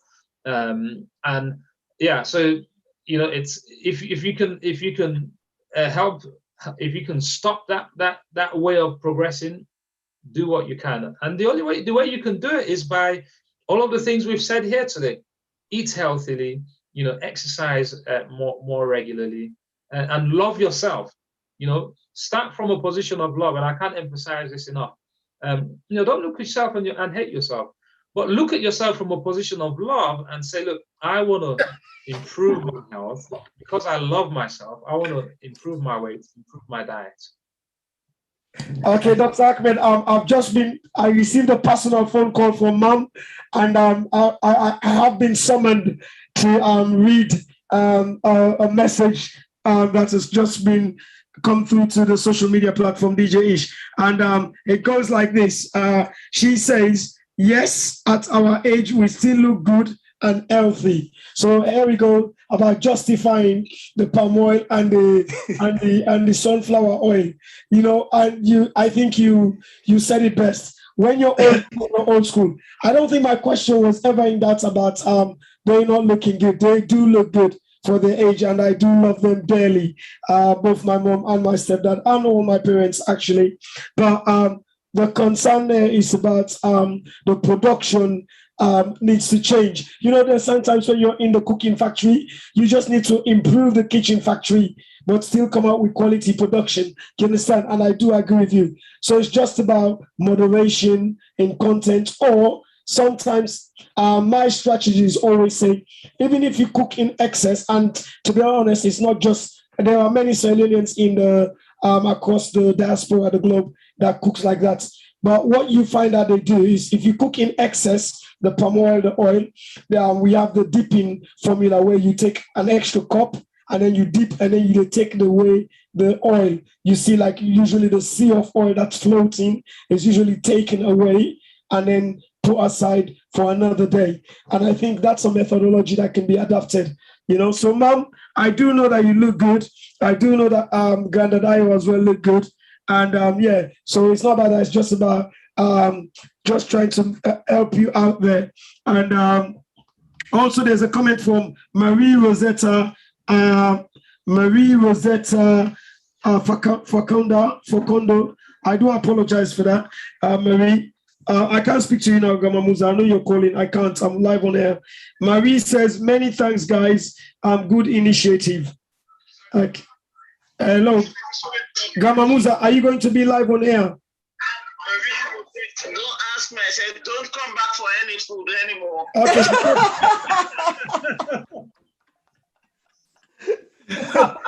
Well, guys, you've had that. There goes my plates. It's been thrown out of the balcony. Yeah, DJ Ish, there will be no more plates coming through that. that house. There's always another strategy. We can always get the grandkids to go there and turn up with the empty bowls, and that will be refilled. Well, thank you very much. By the way, thank you. DJ Ish, over to you. Well, thank you very much to our listeners, our viewers, people that we don't stay with me tonight. And we just want to say a massive thank you to Una. Dr. Achmed actually choose this 3 topic, obesity, exercise, and diet, just to talk about our health and well-being in society, how there are then things that can actually connect and make a difference now we life and add more age onto we life and make we look good in we old age rather than struggle during we old age. You want to look good when you're 50, 60s, when you're celebrating your 60 or 50, you really want to look like 14 because and this is fact, and I'm sure Dr. Achmed can actually attest to this. If you look after yourself, you eat well, you take on a bit of exercise, and you go for your normal check, wherein they check your body mass, your height, your blood pressure, they add all those things together. They can actually tell you the age category where you belong. Dr. Achmed, am I right or not? Yeah, I mean, look, like you said, these topics that we normally talk about, they're just an icebreaker because there's so much we could take it into lots of different directions. So what you just talked about is a really important concept. We have what we call the chronological age. So that is how old we all normally say we are, how long we've lived on this world for. And then you have what you call the biological age. So that is actually how old you really are inside. You know, you might be, I don't know, 40 years old, but is your body working like someone who is 50, 60? You might be 60 years old, but is your biological age 50 or 40 because of the way you've looked after yourself? So yeah, so you're absolutely right. And, it also gives me the opportunity to mention that, look, guys, those of you who are in places like the UK where you've got free NHS health service, make use of it, okay? You should have a health check at least once a year with your GP, especially if you're over the age of 40. Have a blood test, check your cholesterol, check your kidney function, check for diabetes, check your thyroid function level. Go and see the nurse at your surgery, have your weight checked. Sometimes just going to see someone who checks your weight, makes you want to make sure you're going with the right weight. So yeah, look after yourselves, guys. Look after yourselves. Eat well, sleep well, love yourself, exercise enough, and you'll live long, but live a long life with good quality as well. Why, thank you, Dr. Achmed. I cannot stress or emphasize on what we've just talked about tonight. The obesity, exercise, and diet. I cannot stress enough. But if you learn anything on this show tonight, put them to practice. From tonight, put them into practice tomorrow. Try to manage your plate. Take on a little bit of exercise, 10, 15 minutes. Make that time. Let me not hide behind. Stop. Let's just stop giving excuses. Oh, the work, the picking them and all that. No, find time for yourself. Dedicate 20, 30 minutes to yourself. If even you can go to the park or take the kids, you can go with the kids as well. Go to the park. If you know how to cycle, go on your bike. It's part of exercise. You can go on your bike and exercise for 20. Go cycle with the kids. Go around and come back. Listen, you don't burn few calories. So please, people, we hope Dr. Achmed do we justice tonight based on what he do advise we. Now, a medical practitioner. So we'd expect the community for actually take this, not only the community, if you're Sierra Leonean or you're non-Sierra Leonean, you're fortunate to watch this program tonight, you can even go back and rewatch the program again. Or if you've got anything that you really want to ask Dr. Achmed, you can contact Dr. Achmed through Doctor to You. And I get one thing we go talk about before actually I bring Dr. Achmed in for talk about in Doctor to You. On the 4th of September, the third annual community park run, they actually take place at Burgess Park. So the registration is £10. Kids is £6. So each and every £5. £5, sorry. Each and every participant will get a medal. And not only the 5K, we get a 1 mile sprint as well, where this is the first time we are going to introduce that. So if you're not fit enough to do the 5K, you can wait for the sprint. You can do the 1 mile sprint. So there's room to accommodate each and every person with one can. If you have kids, you feel say the kids are in a buggy, you can bring the kids on the buggy, bring them with their scooters. Listen, let's come and make this a big event. It's for the community. So, and before I round up, I'll bring Dr. Achmed for actually talk about Doctor to You, based on the banner that we see behind Dr. Achmed. Dr. Achmed, probably last month or previous month, people have not been watching, or that they watch we now, not be actually watch we. So today, now the very first day we actually watch we, and you see this banner behind Dr. Achmed, and you'll be asking yourself, what does this banner mean? You know, so over to you, Dr. Achmed.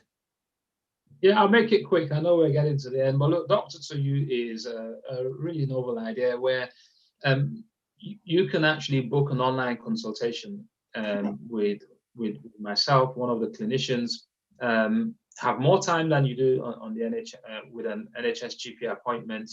It is private, it's not NHS, but you can have a consultation with a doctor that on anything that you want to have a consultation about, and you'll have the same services, you know, prescriptions, blood tests, etc.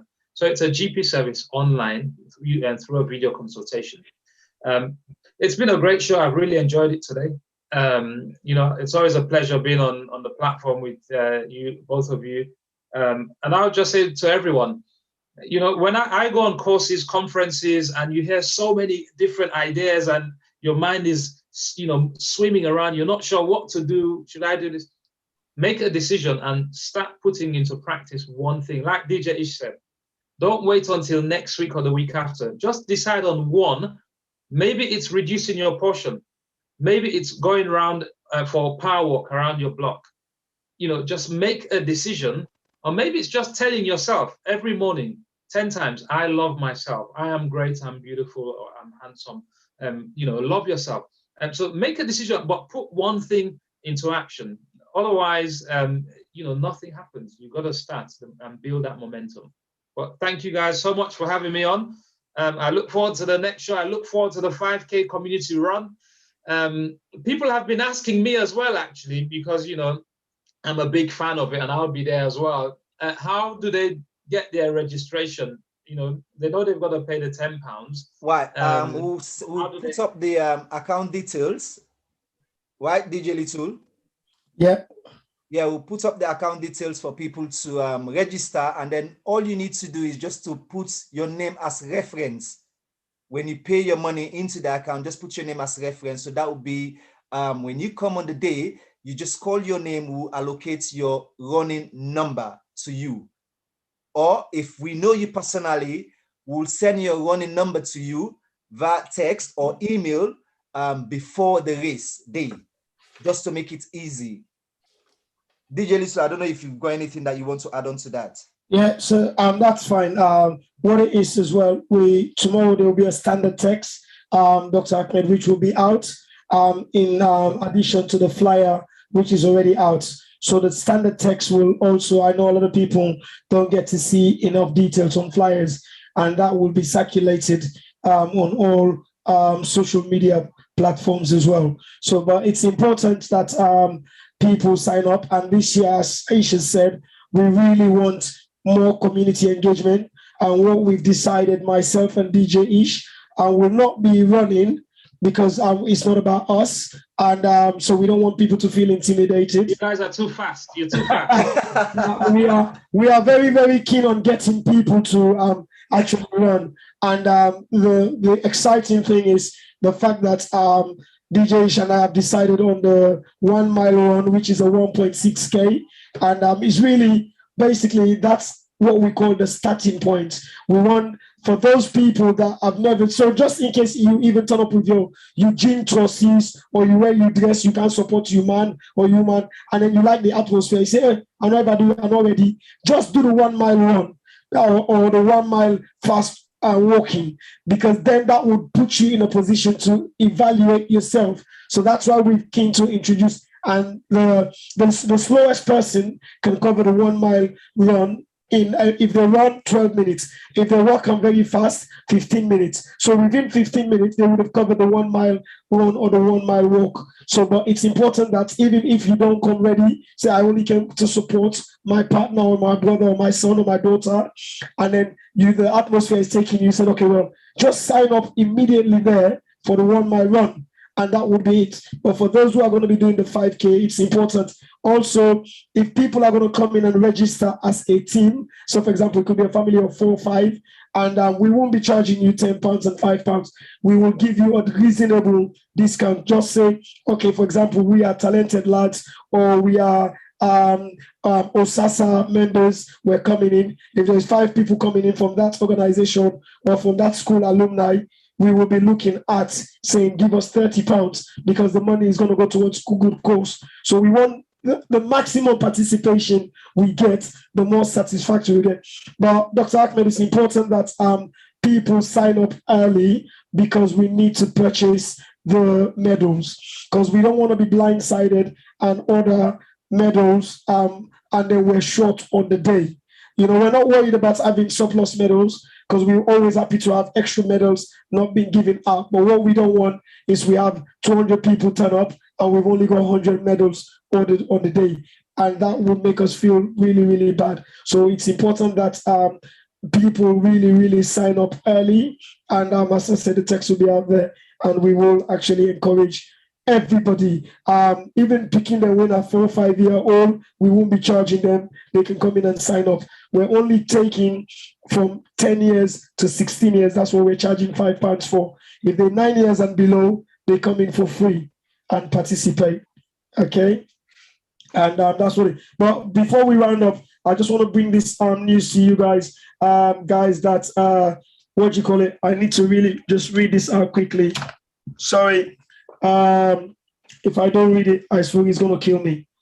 So basically, it's Premier League EPL by Aisuri and Edmond Stevens. They've got their annual barbecue this Sunday, the 8th of August. That's the Premier League organized by the EPL UK. And it starts from 10 a.m. in the morning. There's going to be tournaments. Basically, we know the return of the Premier League is back. And Aisuri and Edmond Stevens have been organizing the EPL UK. So this is on Sunday, the 8th of August. But this time, we will be going over to the other side of the pond, which would be at North Millfield Park, Lee Bridge Road, and it's East London, E50AR. Everybody know you can get in touch with Aisuri or Edmond Stevens or Winston Weber on any of the social media. More details. Again, it's a family fun day out. Please come out and support Aisuri on EPL UK. That's this Sunday, the 8th of August at Northfield Park, Lee Bridge Road, East London 50AR. The entry is free food. There's drinks and as well as barbecue food available. Over to you. Well, thank you, DJ Little. Thank you. And my last word tonight is just to encourage the community, just to encourage everybody to actually look after yourself, like what Dr. Achmed said. Love yourself first. Make that first step tonight. Make that decision. If you're shy to go outside and work, if you have a staircase, if you live on the 3rd floor, start using your staircase. Go up and down, up and down, up and down. It's a start. So please, people, there's so much you can do. So myself here and my brother DJ Little and Dr. Achmed, we've said it all. So it's up to you to take the message, you know. And Dr. Achmed will like for Lego Siam in surgery, and then Nainge for tell you say, oh, you know what? I think say the illness where you get or the condition we get right now, you need for begin exercise. Don't get to that point. Do that now. So for me tonight, just want to thank everybody and thank our viewers, our listeners, and for those that have been following us. We just want to thank you for everything tonight. So Dr. Achmed, I don't know if you get anything for say before we wrap up. Really, just to say thank you to everyone who's listening, and look, take action. Okay, take action. Don't wait until you're motivated. Sometimes you got to start, and then the motivation will come. Breaking news. I'm not sure whether that's true. That's just come from one of the forums, which is very authentic. That Leon will be de-escalated today from level 4 to level 2. So I don't know whether that's any true, but it's one of the forums which we're in. But they said this will be confirmed on the CDC platform. So if that's to go by, then well done. Congratulations. But anyway, thank you, Dr. Achmed, once again. Thank you to all the viewers. Thank you to all the contributors. Thank you to my lovely mom, who's always a good sport. She said she learns a lot. Yeah, she likes me actually taking the mickey out of her. No, she learns a lot out of the topic tonight. And she said, thank you. Useful topic. Yeah. So thank you to everybody that has participated on the program. Once again, thank you to Dr. Achmed. But Dr. Achmed, at the start of the show, we really want you to come in this month again. Let's do the mental health and the role of celebrities and mental health and well-being. It will be a very short and succinct program. It will just be no more than an hour. But because mental health is trending with the likes of Simone Biles, all the artists that we're seeing there, the sports stars, the musicians, and we need to know what their role is in terms of either are they being a catalyst or are they being positive for raising mental health? And what does that say to somebody who's just an average person presenting genuine mental health and wellness and concerns to their workplace, and how are they being evaluated?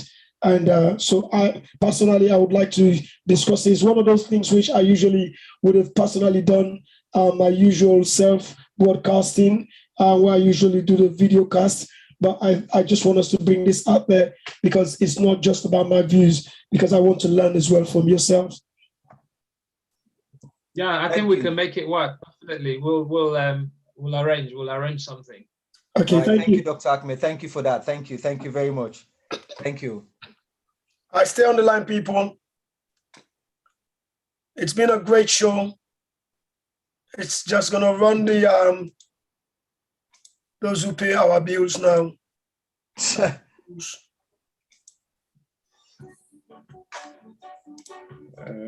But we're off. Oh, well done, Dr. Achmed. Thank you very much. Thank you. Very interesting. Thank you guys, man. Wow. Great topic. No.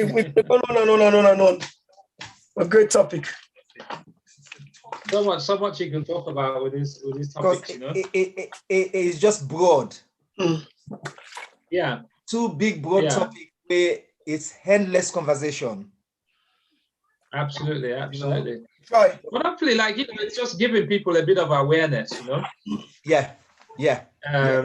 So they can start to take some action. Ask me one more to what I will not say no left them. Advise them for drink more water. No, the only time they will get the message is when they go and visit Dr. Achmed at the hospital or the surgery. Then they ask them about their lifestyle and everything. Then where Dr. Achmed they recommend, they now say, okay, anything, begin do a little bit of exercise. Cut down this. That's when they take this thing serious. I mean, but hopefully, because of all the things we're doing, all that discussion there, so hopefully that they gonna make, it go ring true with one or two people. Then it does. It's very difficult to change. That's what I said. You can never change the masses, but you can only change a few. And it's not for change people. And it's not. And the other thing as well is, even if when somebody wants to change, as you know, Achmed, is the fact that it's a mindset thing. And a lot of people are not just prepared. Like I said, the gap between me starting to run and to where Ishmael don't run, there's at least 5.5 years he was already on it. You understand? This is not to you, not to your 7th year, this. Yeah. So you understand? So it is about, you understand? So, and yet we're so close. We're friends. So I've seen him, I've watched him, I've I've admired him do it. I've followed him to go and do his races. But I thought, hang on, you know what I mean? Who cares about you? But it took you 5 years. You understand? But it took me 5 years. But as I said, I had to understand the significance of what he was doing through my own way, not just from him talking. He don't play in part by inspiring me, and I've been inspired. But I didn't have to follow or copy him. You understand? Until I saw the rationale. A, I became ill. B, and I thought, okay, there's a better reason. So come out there and then do it. So even apart from being sick, that didn't make me. Wait, are we still live on YouTube now? No, we're not. No, Are we no. there?